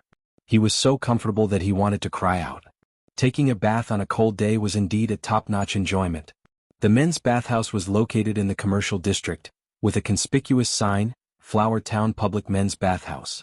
The women's bathhouse was located in the civilian residential area connecting the administrative office, with the same conspicuous sign, Flower Town Public Women's Bathhouse. Carl was specially asked to recruit several female patrols to be responsible for the security of the bathhouse, to prevent peeping maniacs and female civilians from peeping at bathing female civilians. At this time, Paris was lying in the bathhouse with her sister Maggie, enjoying the warm water soaking. "It's so comfortable, sister. It's really comfortable. I didn't expect to take such a comfortable hot bath in a small rural town." She rubbed the dirt on her body happily. During the long journey, she did not take a bath seriously. "Every day I can eat delicious food, work is easy, and I can take a hot bath. The house I live in is also clean and tidy. Maggie, I have fallen in love with this place." Well, Maggie also likes Flower Town. Maggie learned to swim in the bathhouse and ran over to help her sister rub her back. She kept saying, "Praise the Lord, praise the noble Lord of Flower Town. Enjoy the pleasure of rubbing back." Paris narrowed her eyes, feeling so comfortable that she wanted to sleep and could not help but echo, "Baron, Sir Baron is really extraordinary." Under Liszt's deliberate concealment, no one asked how he heated the water in this large pool. On the first day of the trial operation, there were not many people who came to take a bath. Because civilians were used to not taking a bath, some people would not even take a bath all winter. What's more, taking a bath cost a copper coin. They were not stupid. With this money, it would be better to boil hot water at home and wipe their bodies, and then save it to buy 4 large pieces of black bread to eat for several days. However, after 6 o'clock in the evening, people came to take a bath in groups. Civilians who came back from construction sites and wastelands lined up, and no one wanted to let go of the free bath. Fortunately, the pool was big enough and the prescribed time was only 5 minutes, barely enough to take a bath. The water in the pool after only one round turned black and a thick layer of mud floated. The serfs did not mind and enjoyed the hot water soak with laughter. The workers of the bathhouse shouted, "This is the great Lord's welfare for the civilians. You can enjoy such a happy moment, it is the Lord who brought it." As a result, the serfs responded one after another, "Praise Sir Lord." After the bath, there were workers shouting, "Great Lord, give you hot water. Praise the Lord. Sir Lord is so great. Great Lord, great Flower Town." All kinds of slogans were constantly uttered from the mouths of the serfs, including the new serfs who also stammered, "Praise the Lord." This was an idea that Gort came up with, a very crude brainwashing propaganda. Liszt did not object. He thought that the civilians should naturally thank him.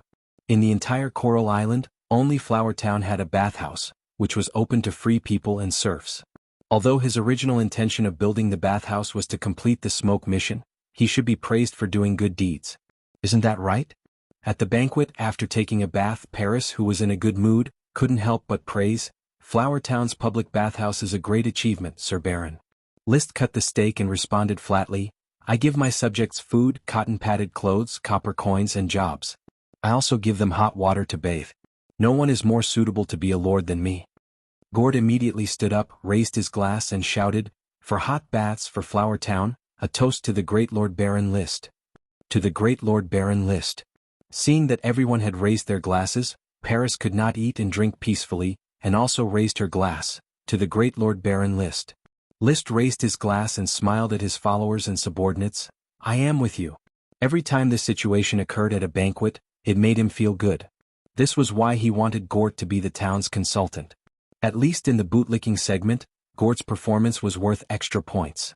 However, it was not good to be too arrogant. After all, he was a rational adult. He took a sip of red wine, but in his heart he thought, "I need a loyal minister."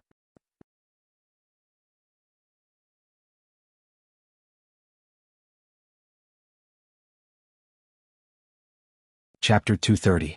The establishment of the bathhouse has raised the prestige of the Lord to a higher level. Soaking in steaming hot water under the snowy weather would definitely leave a deep impression on anyone. 2 bathhouses, only half a can of fire dragon magic, not much consumption.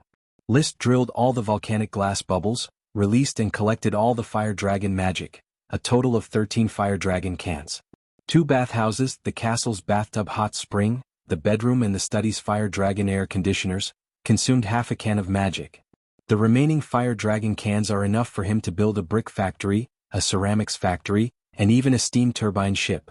Of course, the road has to be taken step by step. Every day seems boring, but in fact he is very busy. The brick factory has been planned for several months, but there is no time to start. After all, the Lord can't sift the soil and bake the bricks himself. Everything is created by the officials and the serfs. Completed the task, the reward is the flame mushroom. After the bathhouse was built and opened, the smoke mission was completed and the reward was issued. At the same time, a new mission was updated.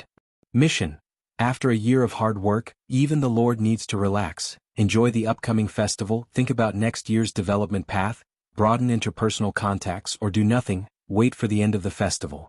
Reward: unknown reward. Seeing the latest mission, List didn't know what to say. This is not like a mission at all. The mission requirement is to relax and do nothing. Does the smoke mission feel that I have been too tired this year? Thinking about it, List felt a little ashamed. He did do a lot of things to make Flower Town look new. However, when it comes to the degree of effort, he is probably the most relaxed of the transmigrators. Apart from sleeping, about 60% of the time is spent enjoying. At least 20% of the time is spent eating and drinking. There are dinners almost every day and luncheons from time to time. Food is the god of the people. Actually, eating and drinking is not too much. Besides, I am an enterprising elite Earth Knight, and I need a lot of food to provide nutrition. He quickly found psychological comfort for his eating and drinking behavior. In less than a year, from a trainee knight to starting to take drugs, my progress is enough to prove the importance of eating and drinking. Eating and drinking is not depravity and corruption. This was a part of the knight's combat aura training. While eating and drinking every day, he did not neglect his practice. He got up early in the morning and began to practice his Dochi secret book. When he returned to the castle, he began to take the magic potion. He didn't dare to say that he was hardworking, but at least he was diligent. Cultivation was based on the principle of tension and relaxation. It did not mean that one would be able to reap rewards if they trained hard for 24 hours a day. After all, taking potions is the way of a knight's cultivation. This principle was passed on to his sons by the Count. List regarded it as a standard. Then he turned to the other side of the apple tree and asked unhappily, "How many bags of egg rolls have you eaten?"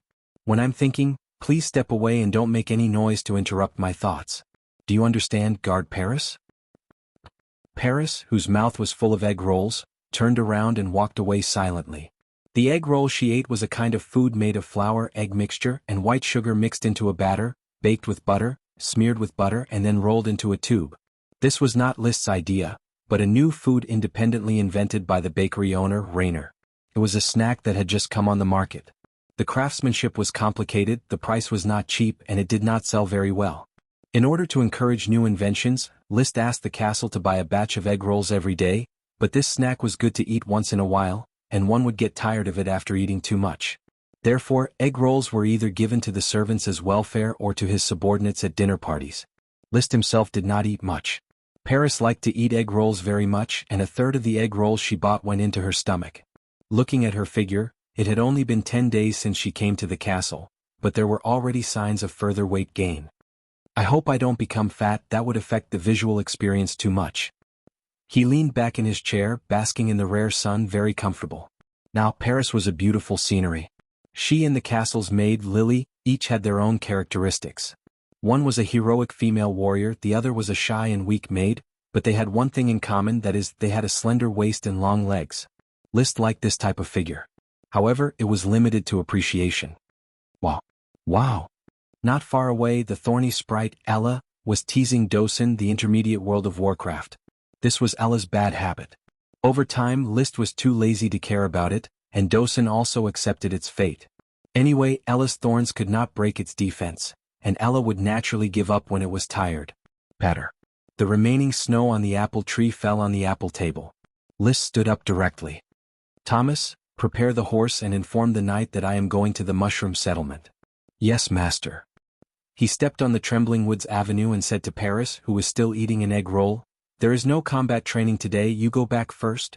The new year is coming, it is best to go to the North Valley City to buy a suitable leather armor. If you wear it now, people will think that the castle is too poor to pay for a guard." Paris was still wearing a shabby leather armor. She didn't think much of it, but the nobles were very particular about the neatness of their clothes. This is the hypocrisy of the nobles. The bright clothes can't hide the stains in the heart. She complained in a low voice but did not object to buying new clothes. No woman would resist the charm of new clothes. List shouted at Ella, "Go back to sleep, Ella." Feeling List's irresistible mood, Ella protested twice and flew to the castle. Feeling that the world was quiet, Dosen quickly ran to List, stuck out its tongue, wagged its tail and made a flattering appearance. It knew that List would go out in this way and then it would be able to run around. Thomas brought Black Dragon. The knight retainer also rushed over. List mounted his horse and ordered, "Let's go to the Shiitake settlement." The horse's hooves raised the snow on the ground. Instead of taking the main road, they took a shortcut to the mushroom settlement. 50 acres of mushroom greenhouses and 50 acres of mixed mushroom and flame mushroom greenhouses. Although the mushroom settlement had little arable land, its income was very high. Food like mushrooms was an essential item on the table. The expanded flame mushrooms were continuously made into magic potions to supply List's life. Therefore he attached great importance to the mushroom settlement, second only to the Garden of Thorns. At this time in the mushroom settlement, the serfs were busy inspecting their greenhouses. Just yesterday the Sir Lord came to inspect and then ordered the serfs to check the hidden dangers in the greenhouses and pay attention to the various problems arising from the cultivation of flame mushrooms. Did you find any problems? After List arrived, he directly asked the mushroom settlement's manager. He came to check the mixed mushroom and flame mushroom greenhouses yesterday and did not find the cold flame mushroom rewarded by the smoke task.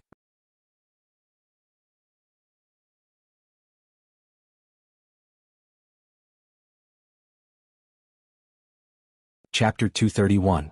Hearing the steward's complaint. Crooked Neck Bob, who was waiting on the side, suddenly knelt on the ground and wept bitterly. "Sir Lord, Bob didn't mean it. There was a strong wind that night and the door of my shed was blown open. Sir Lord, please forgive me. Bob will never let the wind blow open the door again." Looking at Bob's sorrowful performance, List had an impression of this person. Back then the flame mushrooms grew in his shed, and he thought that there was a problem and shoveled a lot of them. List still remembered that because Bob couldn't make the flame mushroom ingredients, he only rewarded him with 10 silver coins, and more rewards were given to Nash, who researched the ingredients. This Crooked Neck Bob is fated with the flame mushrooms. List thought about it and did not punish him for the time being. Instead he brought people into his flame mushroom shed. As far as the eye could see, the flame mushrooms inside had withered, far less than other flame mushroom sheds. The loss was not big but it was not small either. Crooked Neck Bob, who was kneeling on the ground, hurriedly ran in.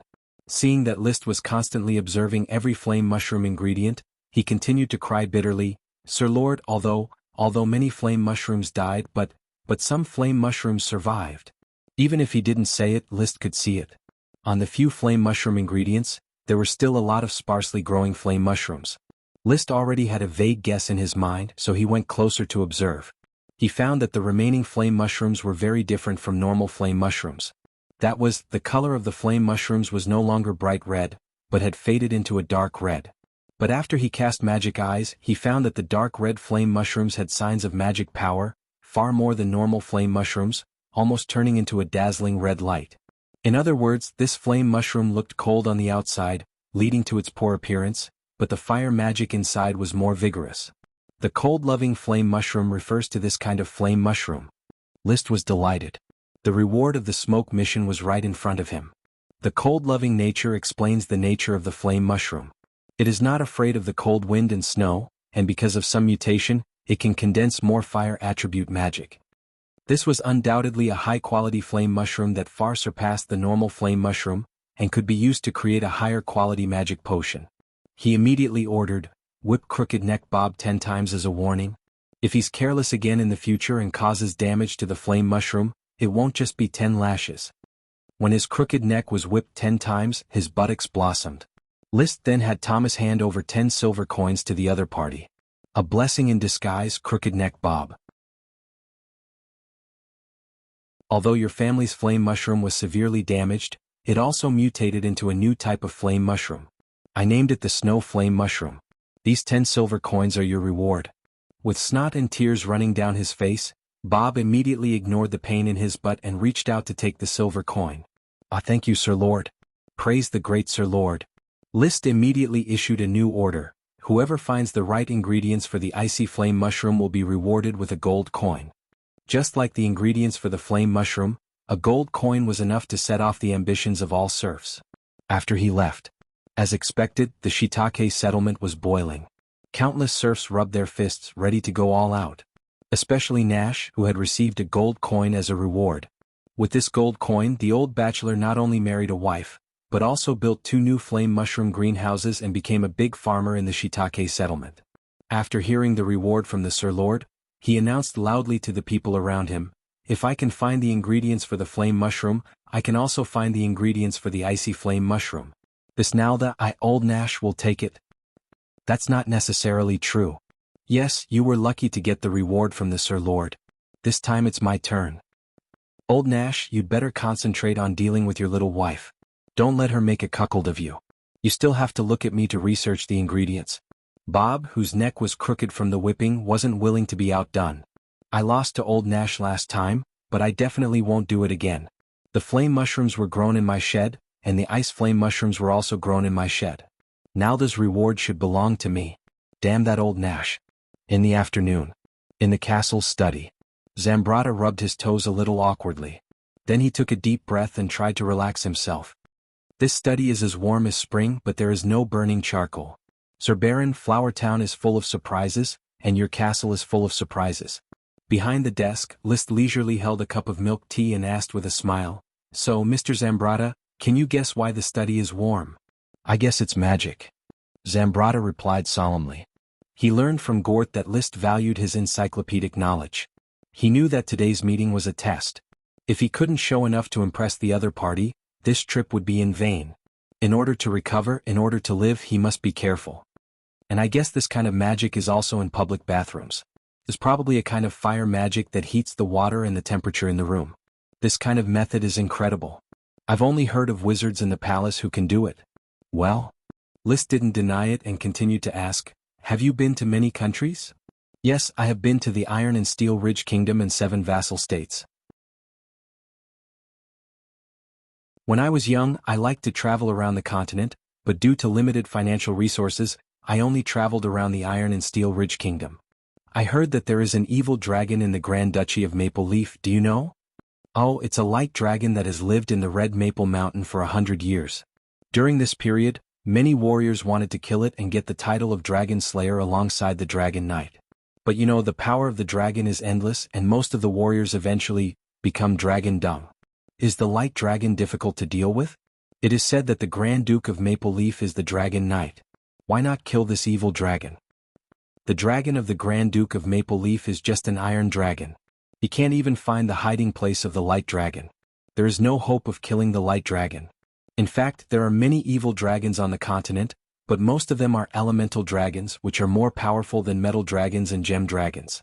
Basically, gem dragons and metal dragons are production units, while elemental dragons are combat units. Can you tell me about the customs of the Iron and Steel Ridge Kingdom and its vassal states? Liszt said gently. He did feel that Zambrata had a wealth of knowledge. Zambrata got up and bowed slightly. As you wish, Lord Baron.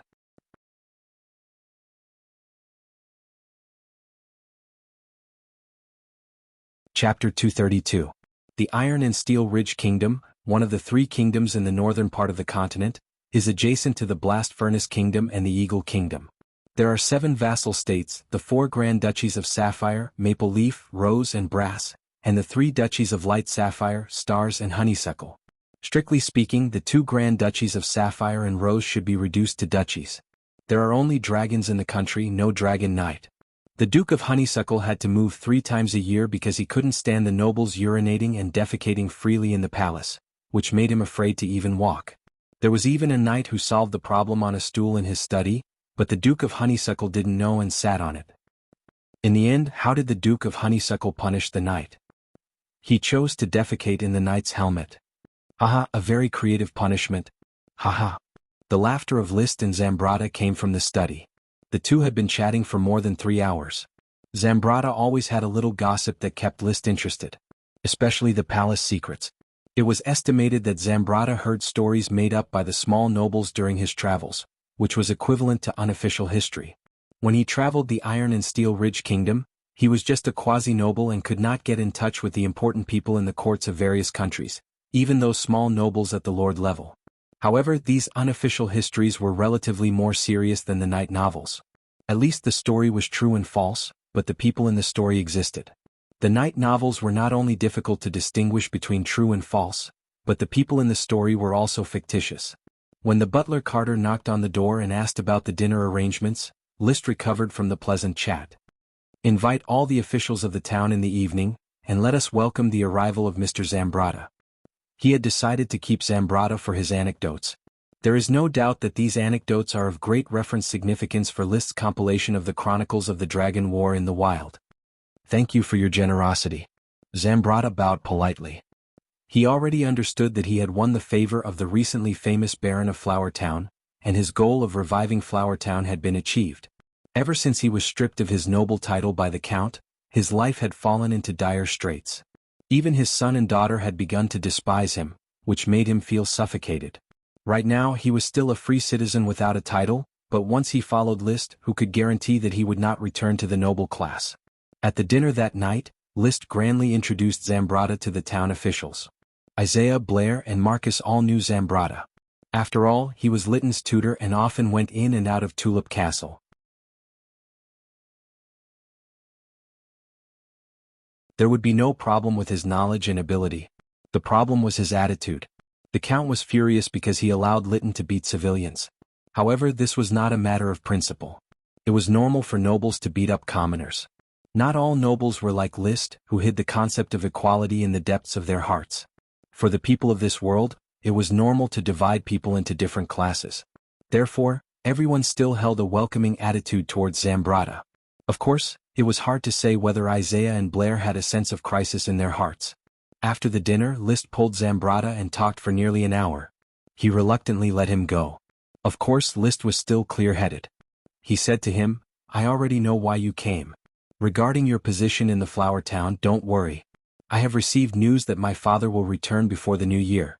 I will arrange your work after the new year." Zambrata nodded, understanding List's subtext. "I will listen to your arrangements, Lord Baron. You can go home and wait for the news, or you can stay in Flower Town. When you have time, you can continue to talk about interesting things in various countries.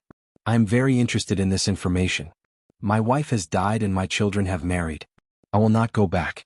If possible, I intend to stay in Flower Town first. I will let Gord arrange your accommodation." The Count came back a few days faster than List expected. On December 20th, he returned to Coral Island with orders of chivalry. Ships of materials were piled up at the dock, all of which were spoils of war.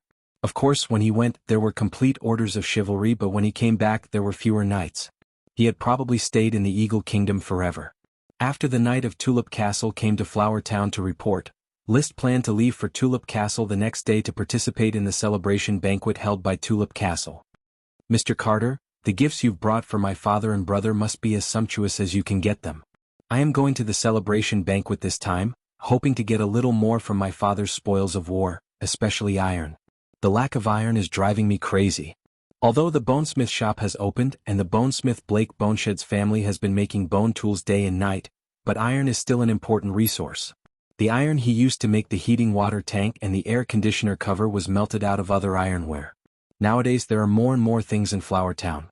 Flour soap is a good gift, high-end seafood is a precious gift, exquisite bread, peanuts and other food are qualified gifts. List also intends to give the Count and Levis a pair of binoculars. The military value of binoculars is still great. He believes that the Count will definitely reward List with a lot of good things when he sees the binoculars.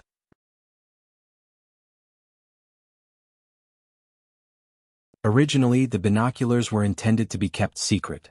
But as he continues to integrate into the aristocratic system, into the Tulip family, and enjoys the benefits of the family, his mentality has changed. Only by maintaining and strengthening the family can he better protect himself. Even if he personally goes to the battlefield in the future to make contributions and become a Viscount of Black Horse Island, the Tulip family will still be his strong backing. If the Count can go a step further and become a Marquis by virtue of his military exploits, then his status will rise again. At that time, he will be the son of the Marquis and the grandson of the Marquis. As long as he goes to the battlefield, he will not have to worry about not being able to make contributions. Therefore, at this moment, List sincerely hopes that the Tulip family can develop and grow. At least before he rides a dragon, the family can shelter him and let him develop steadily. He doesn't have to worry about his invention being robbed by the great aristocracy. White paper, glass, cement. If it weren't for his concerns, he would have already started to study them. This level of technology may not be able to create an era, but it can definitely make a family grow rapidly. However, it is not necessarily a good thing for a weak family to control it. It may end up being destroyed by pirates. The tragedy of the small kerchief island always reminded Liszt that the aristocracy also has risks. Therefore, Liszt only made small troubles in the territory.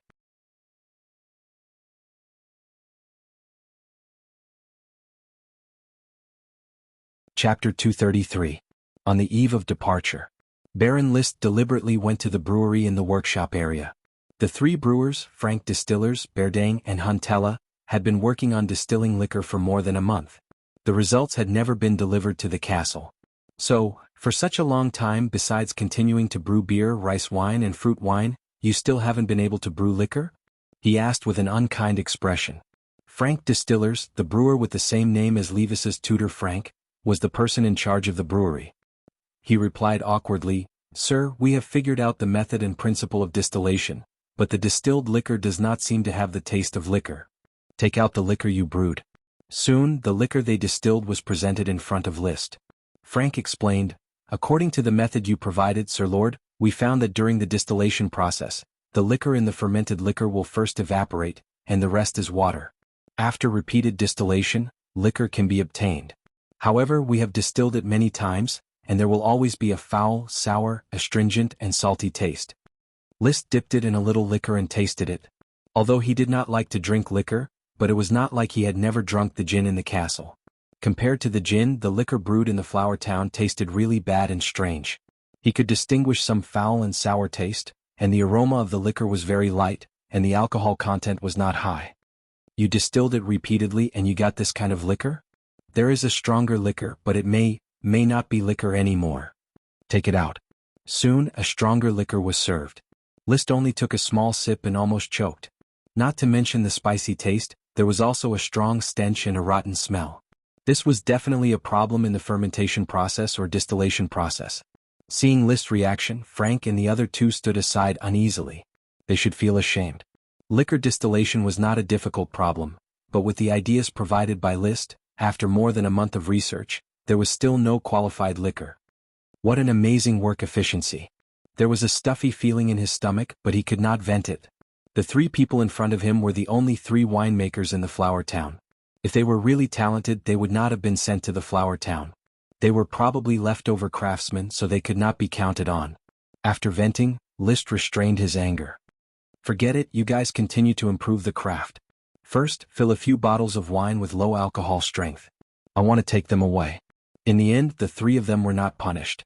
At the very least, the distilled liquor had already been distilled. Sooner or later, he would be able to find a way to remove the strange smell. Brewing the specialty flower wine of Flower Town.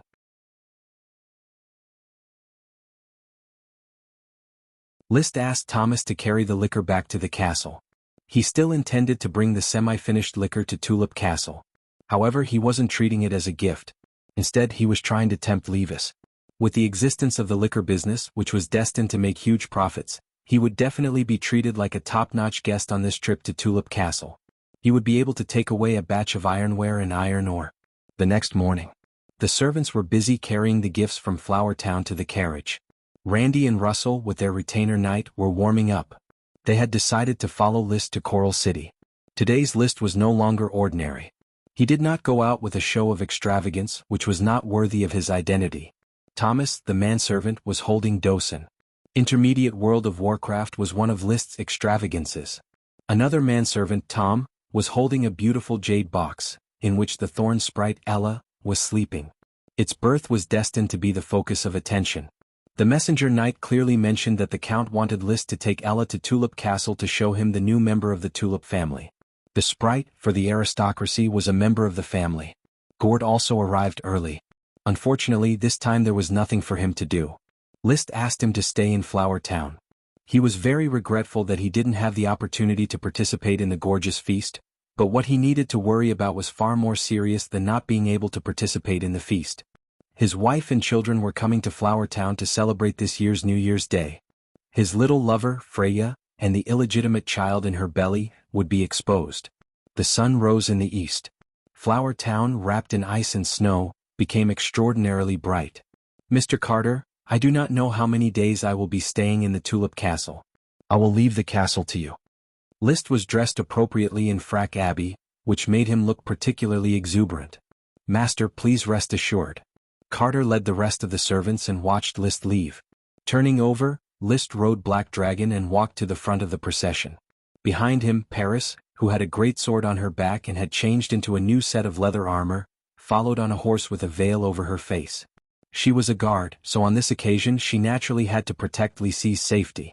The procession set off in a grandiose manner. On the road from Flower Town to Thorns Ridge, the road was very easy to walk on. It was a gravel road, and the snow was shoveled away by the people organized by the town. But after leaving Flower Town, it became a muddy road. The contrast between before and after was very obvious. Fortunately, everyone was either on horseback or in carriages. Their speed was still very fast. Appreciating the snowy scenery along the way, apart from Flower Town, the snow was the thickest.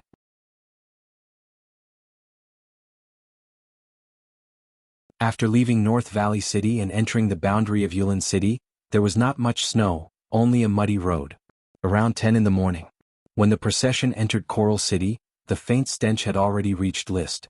Fortunately, he was prepared and pinned a large amount of dried tulip flowers to his chest. This was a red tulip and it smelled very fragrant. In Coral City, fresh and dried tulip flowers were very popular. Even if you lived in Coral City all year round, you would still not be used to the smell all day long. Fortunately, the procession was just passing by, and went straight to Tulip Castle. The majestic Tulip Castle was still surrounded by a sea of flowers. The colorful tulip was fluttering in the cold wind. On the southern hillside, a large purple-black tulip could be seen. It was the expanded magic ingredient black tulip, which had occupied the largest area of the sea of flowers.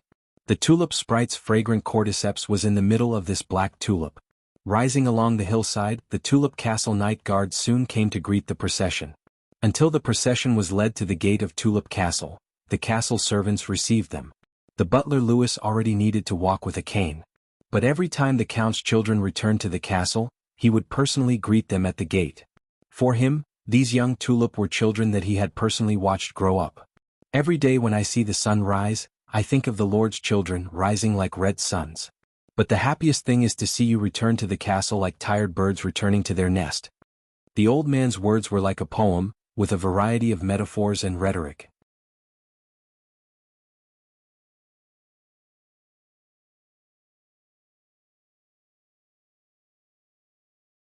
Chapter 234.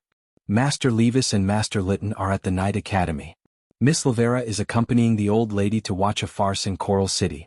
"They did not know you were coming today. They will probably be back at noon." Louis led List upstairs to Tulip Castle.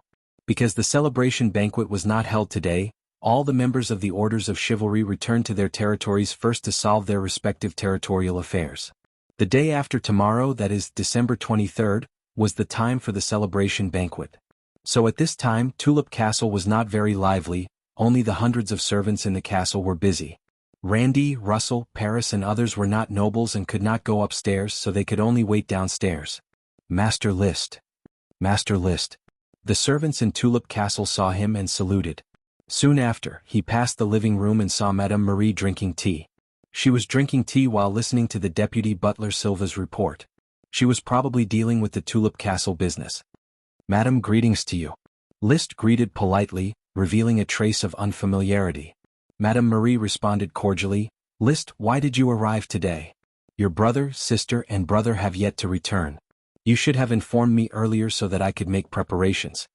She had the air of a mistress. Of course, she was now the mistress of the Tulip Castle. "There is no need to prepare deliberately. I will stay in Tulip Castle for a few days. Today I just miss my father and brother too much, so I came early." "Oh really? You must have a lot to say to your father. Go, he is in the study." "Yes." After saying goodbye to Madame Marie, when he came to the study, the door was already open. A servant had already informed the Count of List's arrival. Not only was the Count in the study, but there were also several strangers. Looking at their clothes and standing posture in the study, it could be seen that they were officials of Coral Island. These officials were all small nobles. The Count looked at List from behind the desk and said to the group of officials, "You can go back first. I won't keep you for lunch." I'm going to hold a family banquet. Yes, sir.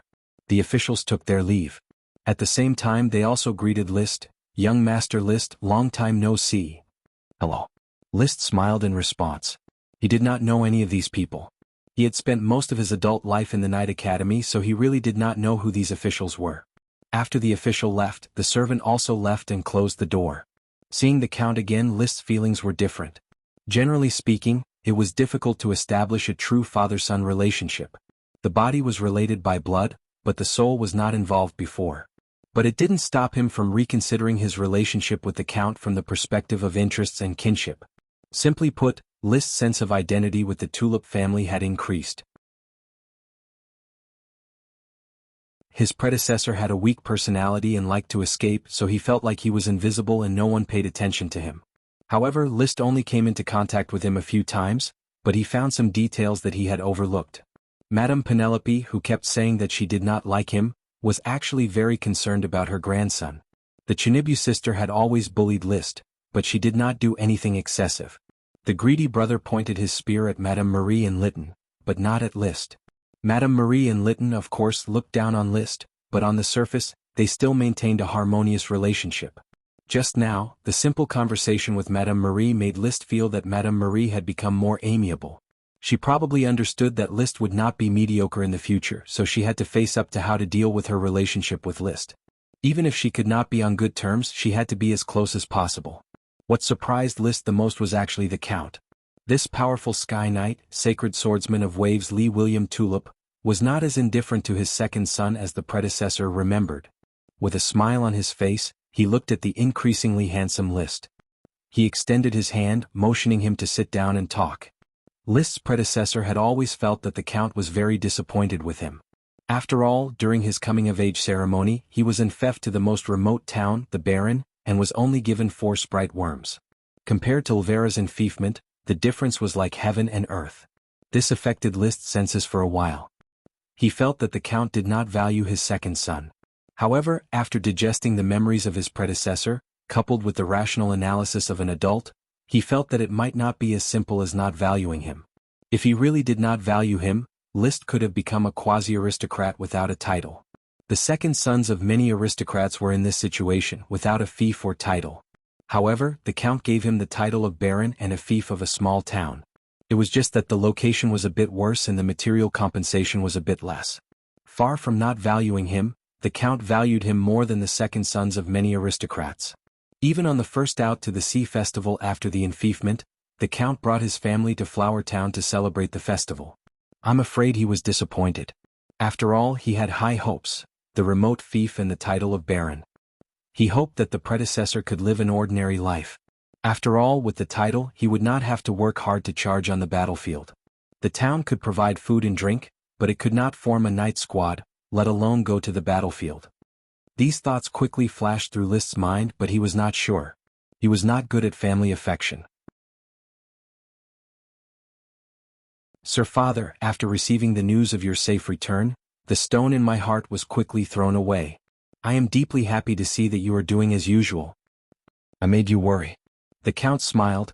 This time the expansion order ended in a hurry, and the results were relatively shabby. Fortunately, your brother has experienced a transformation in the war and has matured a lot. Is my brother all right? Yes, he is more sophisticated and calm than he used to be. Most importantly, he has established his prestige. There is nothing more gratifying to a father than to see his heir mature. When I returned to Coral Island, I heard about you immediately. List smiled. The Count took out the fine red wine from the cabinet and poured a glass for himself and his second son. News worth celebrating, so where is your Ella? My servant is looking after her. The Count shook the bell and called the servant. List immediately said, Please tell my servant to send Ella over. The servant took the order. The Count said, Do you want to hear the story of the battlefield first, or do you want to talk about the development of Flower Town first? I want to hear the story of the battlefield first. List said without hesitation. Surprised for a moment, the Count sighed and said, Sure enough, a warm castle will restrain people's aspirations. Fledglings need to constantly test their flight. I'm afraid Levis will drag you to tell me the story of the battlefield all day and all night, so I won't say it. Let's play a game of deduction. War deduction games were a primitive form of war chess used to deduce the situation of the military. The thick bast paper with a map of the coast of the Eagle Kingdom was spread out, and the crystal sculptures symbolizing the castle, the knight, and the sky knight were placed one by one.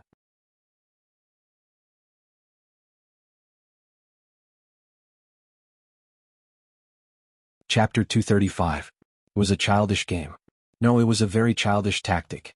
After Liszt got started, he sighed with emotion. Even after decades of fighting, the Count's tactical mind still only existed in charging from behind the hillside, splitting into two wings to charge together, taking turns to charge. It was as if in the night war there was only one option, the only difference was how to charge. Liszt, you shouldn't do this. This is a forest, yes, it can hide people, but the forest will also hinder the charge. However, the forest will also hinder your charge, so you have to choose an open area to set up an ambush. The back of this hill is a very good place for an ambush. The Count pushed his knight and continued to charge forward while warning Liszt not to hide the knight in the woods. Then, I will ambush in the woods on the other side of the river and wait for your knight to cross the river. Halfway across, I will launch a charge, wipe out some of the knight on the shore, and then block the rest of the knight back. Is that okay?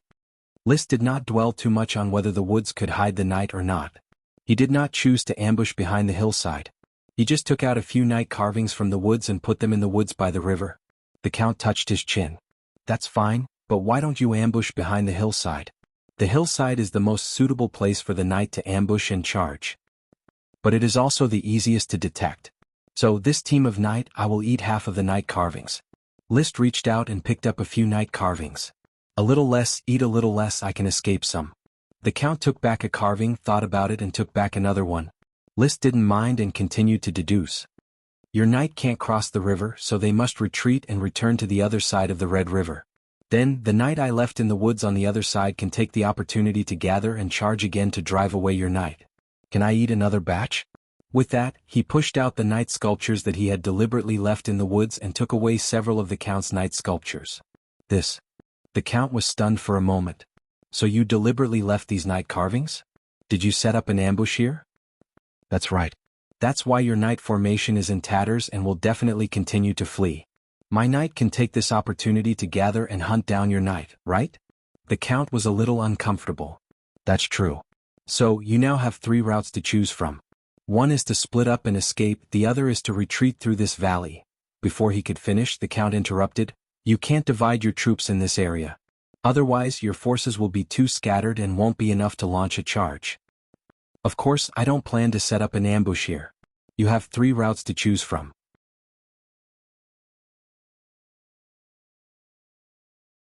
Other than splitting up and crossing the valley, there is another option, which is to find your main force. If it's the first one, I can chase them all over the mountain. If it's the second one, you can stay away from the battlefield and don't need to pay attention to it. If it's the third one, I choose the third one. My knight will begin to retreat from the plains here. How are you going to deal with it? Of course, it's to retreat back to the castle. Viscount Varyen is not the main battlefield of the battle.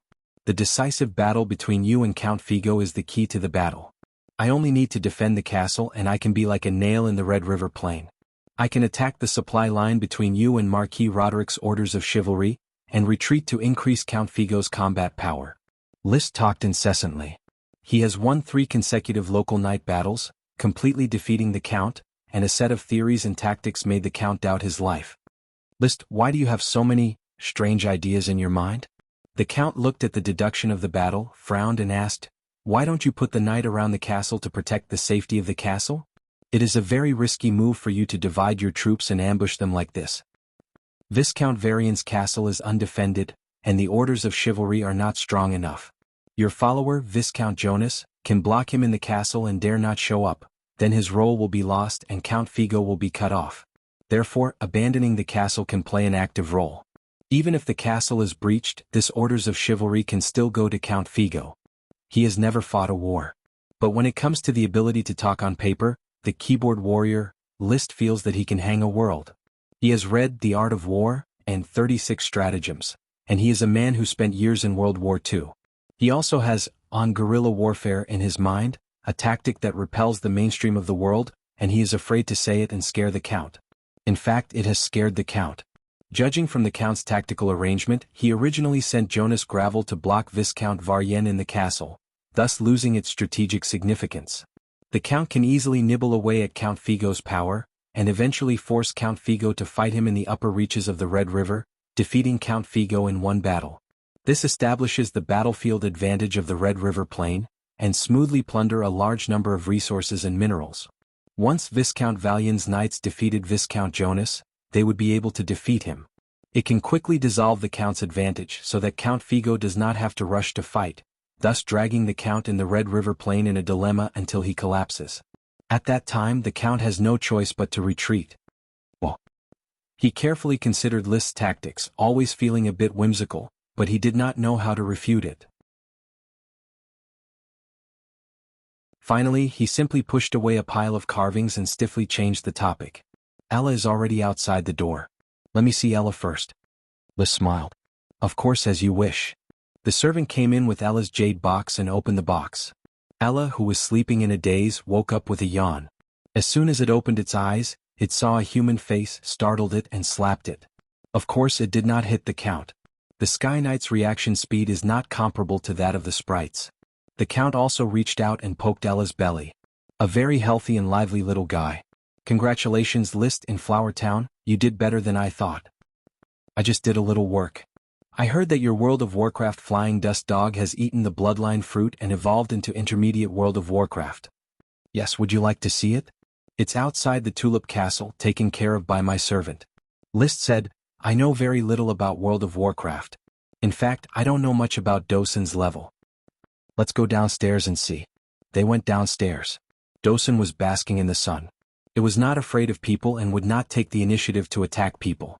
Seeing List appear, it suddenly jumped up, wagging its tail in front of him. List grabbed the hair on its neck to make it behave and let the Count examine it.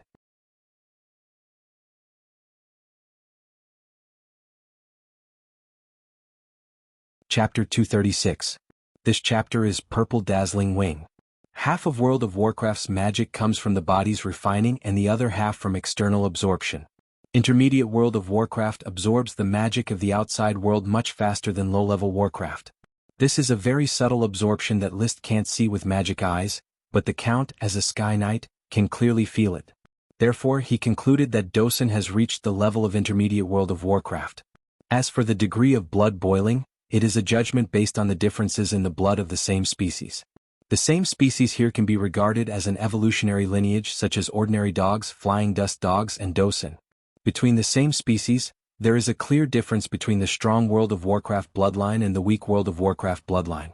The strong World of Warcraft bloodline is very active, flows fast, the temperature is high, and the change in nature is obvious. For example, at the level of a dragon, the degree of blood boiling can directly infect the dragon bloodline.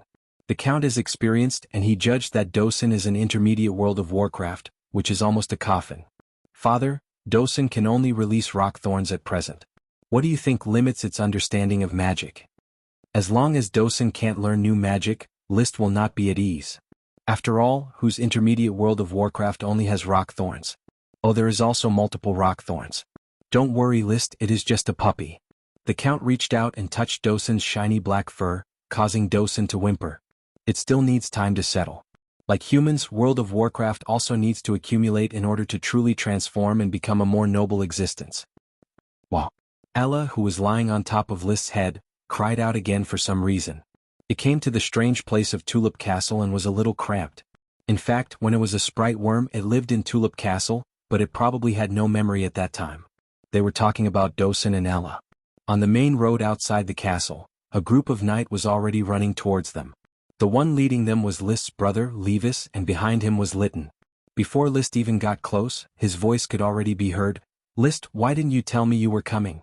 You made me spend half a day in the Knight Academy. After dismounting from the horse, Levis hugged List, showing the intimacy between brothers. After waiting for him to speak, List said, I missed you and father very much, so I came earlier. After going to the battlefield, Big Brother has changed a lot. He has the temperament of a father. Levis was very happy. If you don't go to the battlefield, you will always be a fledgling. Once you go to the battlefield, you will see blood, and when you look back at the past, you will feel that many of the things you did were very childish.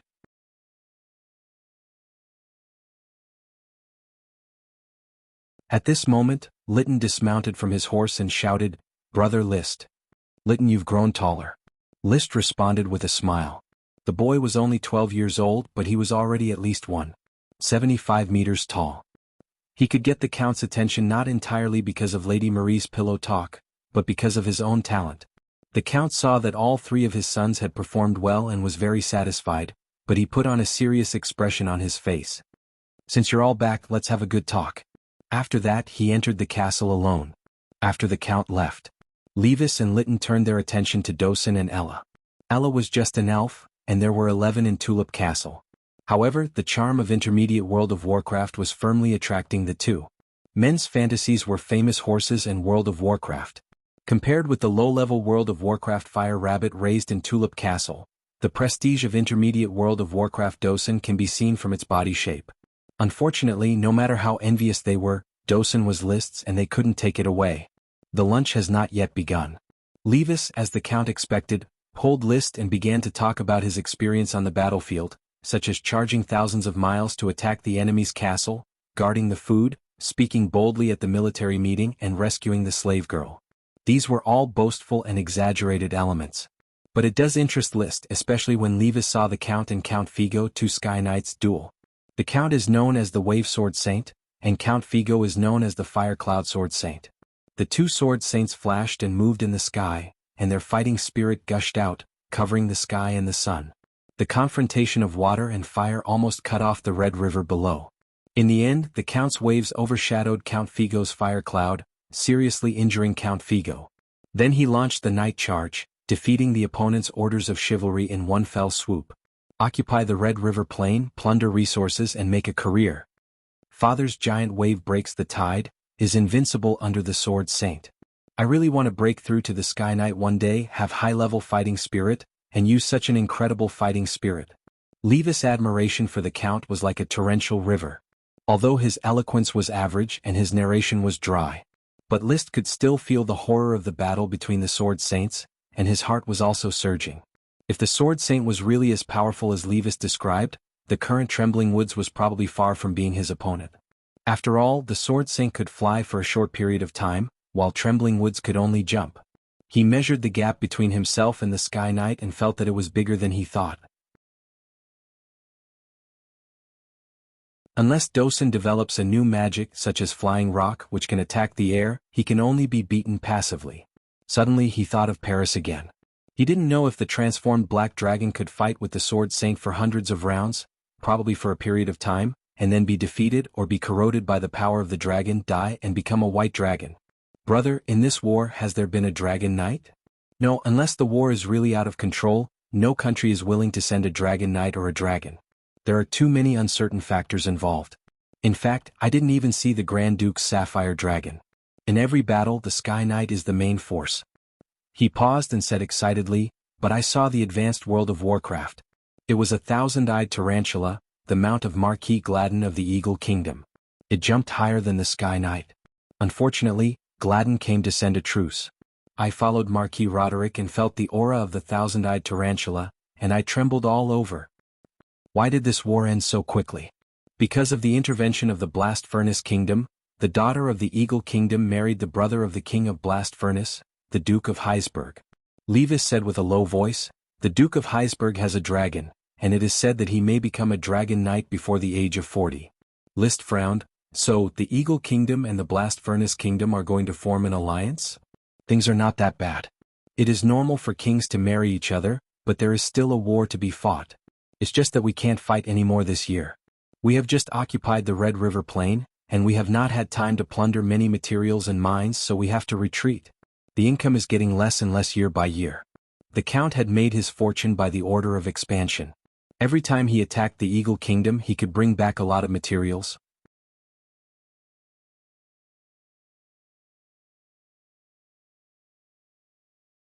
Chapter 237. As Lavera and Madame Penelope returned from watching the farce, the long-awaited family banquet in Tulip Castle began. They chatted about interesting things and joked about war and peace.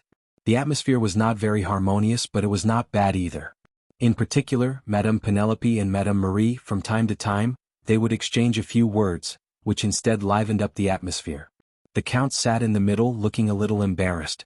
Mother-in-law and daughter-in-law did not get along. No matter in the world, it was the most troublesome problem for men. Compared with his previous invisibility, the current List was gradually adapting to his identity and was no longer transparent. They were able to participate in all kinds of topics, and they were getting more and more comfortable. Sometimes, people would feel that the whole world was turning away from them once they got into a corner. However, once they got out of the corner, they would find that the world was still there, never abandoning them. Is this a specialty of Flower Town? The Count ate the crispy peanuts with the gin. The more he ate, the more he liked it. Peanuts are delicious this way. This is crispy peanuts. List explained while eating, I brought a lot of peanut flavors, but most of them are more suitable as snacks. Apart from boiled peanuts, I didn't expect there to be such a way to eat. Does Tulip Castle buy this kind of food? The Count asked Madame Marie. If you like it, you can buy some. List's flower caravan seems to sell this kind of peanut food in Coral City? Yes, basically everywhere there is a flower caravan these goods are available. The Count nodded. Then buy some more. I feel that the taste is good, especially after drinking and eating a few peanuts. It feels very comfortable. Peanuts attracted the Count's attention. The exquisite new bread of Flower Town was also presented on the table and won everyone's favor. Coupled with the egg soup and scrambled eggs that Tulip Castle's chef learned from Mrs. Abbey, as well as the seafood that had become unavailable to Coral Island aristocrats, the delicacies provided by Flower Town occupied 1/3 of the table. Levis nibbled on a hamburger with meat in it, which was also an invention of the Flower Town, while saying, List, you have a good chef. I never knew that bread and eggs could be made into such different delicacies. It's a pity that these foods don't have much commercial value. Otherwise I would be richer than Viscount Trick. The commoners did not pursue the variety of food, and the nobles were more inclined to let their own chefs learn how to cook, rather than buying ready-made food. Most importantly, there was no monopoly on the source of these ingredients. They were all very common things and everyone had the ability to gather them. Viscount Trick of Beer Island owned the hops Sprite and monopolized the hops, which was the most important ingredient in brewing beer. That was why he was able to monopolize the sale of superior beer. Egg soup, scrambled eggs, seafood, and peanuts. All he needed was a creative idea. Most of these foods were invented by List to satisfy his stomach. He also wanted Mrs. Abbey to make some money before others could learn it. The industries that could really do business were those with monopolistic nature. For example, beer had a monopoly on raw materials, soap and liquor had a monopoly on technology, and cement, ceramics, glass and white paper that would be developed in the future. This was where List's hopes lay. After afternoon tea, List walked around the Coral City. First, he went to the night college to meet with the familiar students in the college and to contact the gradually estranged feelings. He also wanted to show his ambition, hoping that these future Earth Knights would consider him when they choose to follow the Lord. Next, he went to Frank's home and chatted with little Sally for an hour. The friendship of youth still had to be considered, and he could not be too heartless. Then he visited several friends in the Coral City. They were all aristocratic teenagers, mostly the second son of the family. Before adulthood, those teenagers who were destined to inherit the title liked to chase after Levis. Therefore, most of List's friends were second sons like him. It was almost the same now. The aristocrats who wanted to inherit the title would still follow Levis. The second sons who could not inherit the title would place their hopes on List. Sir List, are you going to form your own knight squad? In a small aristocratic manner, a young man named Rick asked List, who was sitting in the main seat. I saw Randy. Has he become your follower? It hasn't been decided yet, but soon. After the New Year's Day, I will seriously consider forming a knight squad. Flower Town already has the ability to arm a knight squad. Russell and Randy may wait for me to form a knight squad before officially pledging allegiance to me. List replied. So, can I follow you? I want to join your knight squad. I want to go to the battlefield. Rick asked hopefully. Have you become an Earth Knight?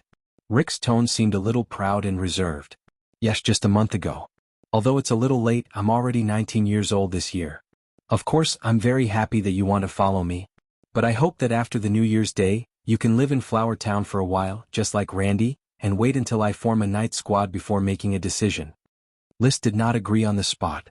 It was the same reason as before. The knight chose the Lord and the Lord chose the knight. Another young man followed and asked, What about me? Can I follow you? I haven't broken through to Earth Knight yet. His name was Nemo, and his father was an elite Earth Knight who did not receive a title. List smiled.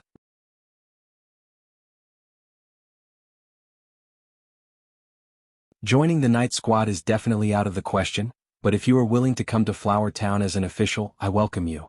Everyone here can come to Flower Town. You are one of my few friends. A few months ago he didn't want to pay attention to this group of friends. After all, they were the friends of his predecessor, not his friends. But Flower Town already seems to have people like Gort and Isaiah. Are there any other official positions we can hold? Nemo asked. You don't think I will stay in Flower Town for the rest of my life, do you? Oh, sorry, Sir List, I didn't mean that. Of course you will become a Viscount Lord. This is inevitable. Everyone is so sure. No need to apologize, Nemo. Becoming a Viscount is my goal. Having my own island or city is also my goal. In order to achieve this goal, I need a group of loyal followers. If you have any ideas, I welcome you to Flower Town. Looking at the already dark sky, he got up and said, I have to go back. There is a dinner party at Tulip Castle that I need to attend. Tomorrow night, I will hold a banquet at Tulip Castle and invite everyone and friends from Knight Academy to come. Rick said loudly, I will be there on time, sir. Me too. Nemo and the others said one after another.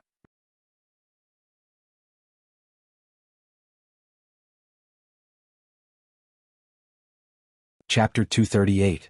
The banquet was not grand. The Count called over the officials of the Coral Island and Levis called over some of his subordinates to have a chat. After the dinner, List found an opportunity to go into Levis's study with him. Brother, how good are you at tasting liquor? List took the bottle containing the original flower wine from the servant's hand, unscrewed the cap, poured a glass and pushed it in front of Levis. Taste this liquor and give me an evaluation. I'm very good at judging liquor. Well, what kind of liquor is this? Where did you get it? He picked up the glass and asked. It tastes bad, stinky and looks like a poor quality liquor. The liquor I drank when I was fighting in the Eagle Kingdom tastes better than this liquor. After that, he put the glass to his lips and touched it a little. It tastes sour and has no strength. This liquor is too poor. Putting down the glass, he didn't say anything more. His meaning was self-evident. List's face remained unchanged and he continued to ask, Brother, how much do you think a bottle of this liquor can be sold for? How much is a bottle? Levis narrowed his eyes. List, don't tell me this liquor is brewed in Flower Town? As you said, this is the self-brewed liquor I'm working on, flower wine. It's just that it hasn't been successfully brewed yet and the quality of the liquor obtained is very low. But anyway, I have already researched the liquor brewing technology, haven't I? Hearing this, Levis's eyes were already shining and he couldn't wait to open his mouth. What? You have developed the liquor brewing technology? God, List, don't lie to me. Do you know how valuable the liquor brewing technology is? There are only 5 kinds of liquor in the Grand Duchy, 3 of which are in the hands of the Marquis and 2 of which are in the hands of the Grand Duke. The Count commented that Levis, who has been on the battlefield, has matured. But at this moment, Levis is still the same Levis and his eyes are red. Grandpa hasn't mastered the liquor brewing technology.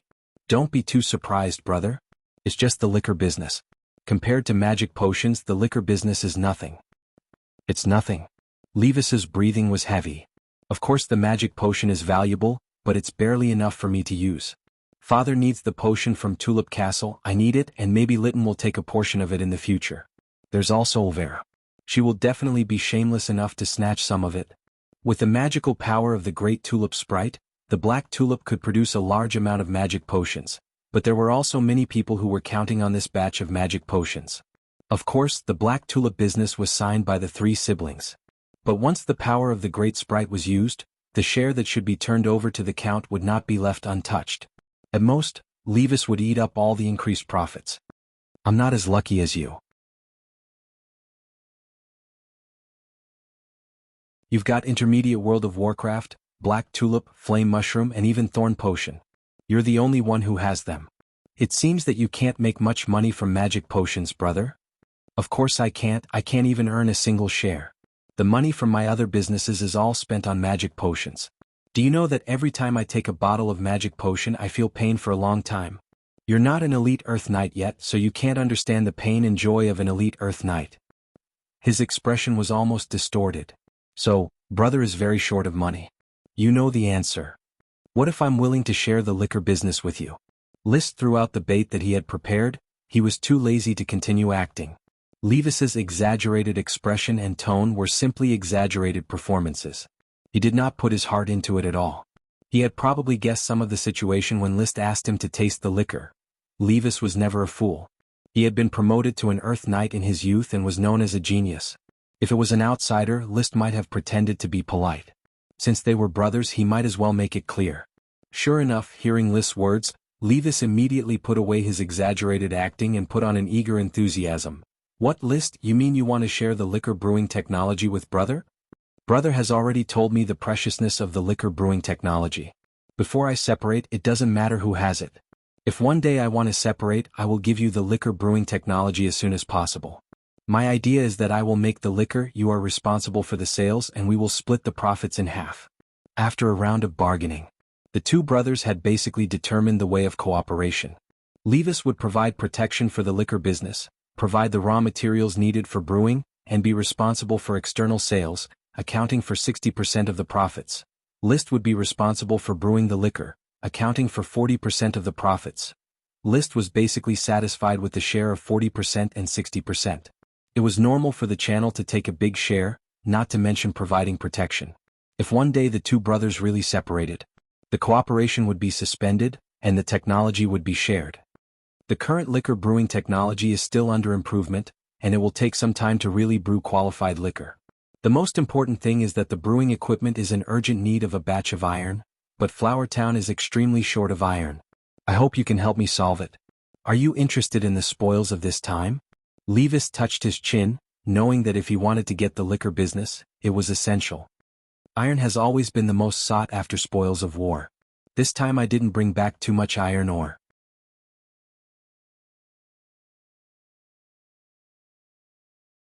I don't have much at my disposal. 3,000 pounds of iron ingots, I can't get more. 3,000 pounds, that's about it. Don't think it's too little. 3,000 pounds is enough to make Viscount Trick and Viscount Jonas jealous. By the way, I forgot to ask you, why did Flower Town's flame mushroom stop? List pondered for a moment and replied, I want to store the potion. Don't be surprised, brother. Although my talent is not as good as yours with Ella, I don't want to go further. Even if I fail, I still have to try.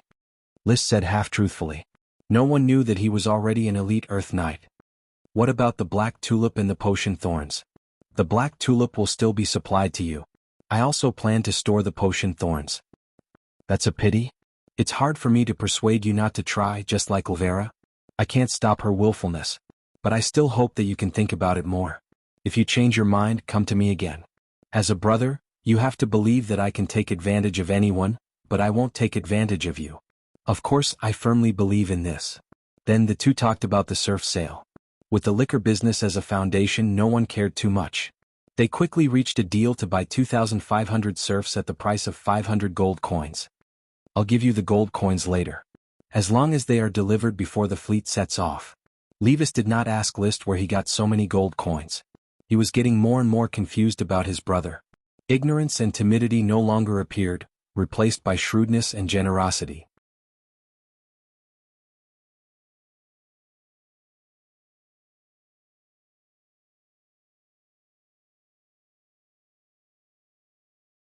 Chapter 239. Gold coins. List didn't have much of this stuff. His current liquidity was only about 100 gold coins. The territory did rely on the flower caravan business to make a lot of money, and taxes were increasing day by day. However, the expenditure of the territory was also growing day by day. List's own food and drink expenses were at least a few dozen gold coins a month. Those strange delicacies were not valuable, and the cost of materials and labor were very cheap. What was valuable was the World of Warcraft meat. He had become a meat eater who couldn't live without World of Warcraft meat. If it wasn't for the territory that could produce its own potions, his personal consumption would be even more terrifying.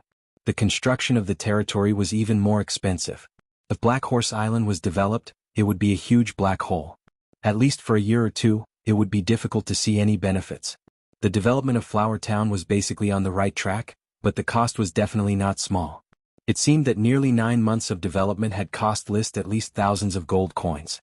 If there were no smoke missions, he couldn't imagine how many things could be done. So, this time there was a gap of 500 gold coins. List still had to rely on the reward of the smoke mission. After thinking about it, he was going to find the Count tomorrow and exchange Mithril for a batch of gold coins. The next day, the sun didn't rise in time, so it looked a little gloomy. The Count had already gotten up and was writing at the desk in the study. He had been very busy these days and needed to sort out the distribution of the spoils. List, you got up early. The Count motioned to List to find a chair to sit on. Didn't Levis pull you to talk about war stories all night? In fact, my brother's eloquence still needs to be cultivated. He is still far from being able to talk all day and night. Well, he really doesn't have the talent of a diplomat. What do you want to drink, red wine or coffee? Chatting with his son, he always felt that the atmosphere would be more stiff if he didn't drink something. Between father and son, they could never reach the level of understanding between mother and daughter. Is there milk? I don't want to drink and I don't like coffee early in the morning. List could no longer live without milk.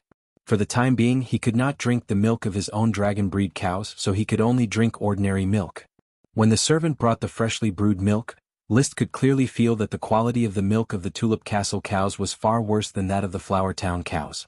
The cows on the dairy farm, even if they didn't become dragon-type cows, had definitely undergone mutation. I've been bathing with flower soap for the past 2 days. It's really good. This industry should bring you a lot of income. The Count said. 2 or 3 gold coins a day.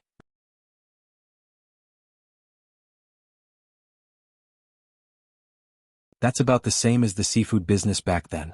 But now that the seafood business is about to stop, the profits are not as good as before.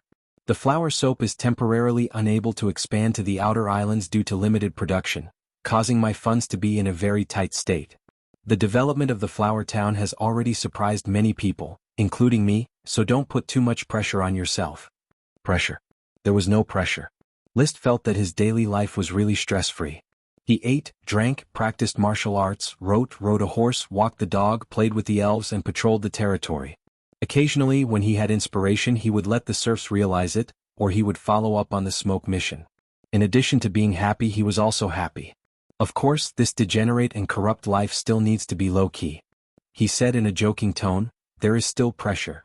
If I want to achieve my wish of riding a dragon before the age of 30, I need to work hard all the time. Well, the Count was not used to this joke for a while. Don't be too ambitious. List nodded. In fact, I want to become a Sky Knight as soon as possible. I heard my brother talk about your battle with Count Figo. I'm very fascinated. This idea was much more realistic and the Count easily accepted it. I hope that all 4 of you can take the Sky Knight as your goal. Every generation of the Tulip family is pursuing progress. The Knight's enterprising spirit should never stop, and strive to turn pressure into motivation. I understand. Now that I am an adult, the things I used to be ignorant of are now clear. List said, suddenly remembering something.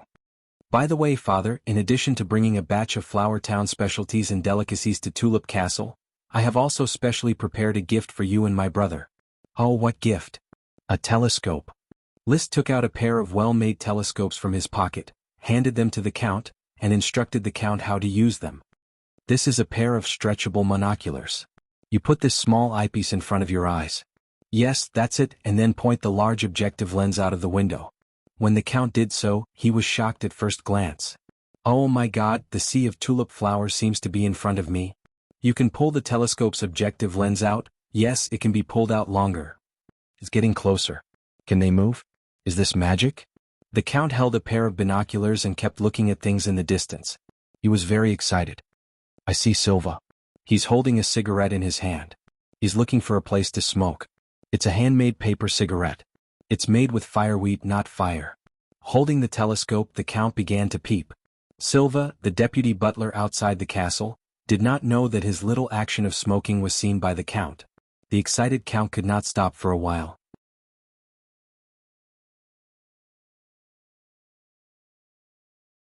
List was very satisfied with the effect of the telescope, but Silva's smoking made him suddenly think. Should he invent matches? The ignition tools in this world are the fire grass that can be rubbed, and the fire folding that is configured with fire grass as raw materials, which are far less convenient than matches. Lighters are more advanced and more convenient. But List doesn't think he can invent a lighter, the technical content is too high. As for matches, there is no technical content. The only problem is that the match head uses phosphorus as an ignition material. If he remembered correctly, it uses red phosphorus. Red phosphorus and a substance that can make red phosphorus rub to ignite fire are applied to the match head and the matchbox. When used, it is rubbed. When not used, it is called a safety match. Phosphorus. I still have a lot of knowledge about phosphorus. List thought silently. First of all, rural farming is indispensable for a fertilizer called phosphorus fertilizer. Secondly, it is said that the discovery of phosphorus element originated from alchemy. A guy who dreamed of alchemy accidentally refined phosphorus from urine. Thirdly, it was learned in middle school geography textbooks that there is a country called Nauru where bird droppings piled up and produced phosphorus rock. Finally, the legendary ghost fire is said to be formed by phosphorus and human bones burning in the air. So, if you want to get phosphorus, you have to deal with feces and urine? List was helpless. He didn't want to be a TFBO. It is best to find bird droppings. Find an island with many seabirds, maybe there will be phosphorus rock. Even if I can't get phosphorus, I can use it as fertilizer, phosphorus fertilizer. You're tuning in to the Han Lee's Wuxia Adventures YouTube channel. We're so grateful for your support, and don't forget to subscribe to join us on this incredible journey through captivating stories. Your generosity through donations truly makes a world of difference, as it's the primary source of revenue that allows me to expand and enhance this channel for you. Thank you from the bottom of my heart for being a part of this adventure.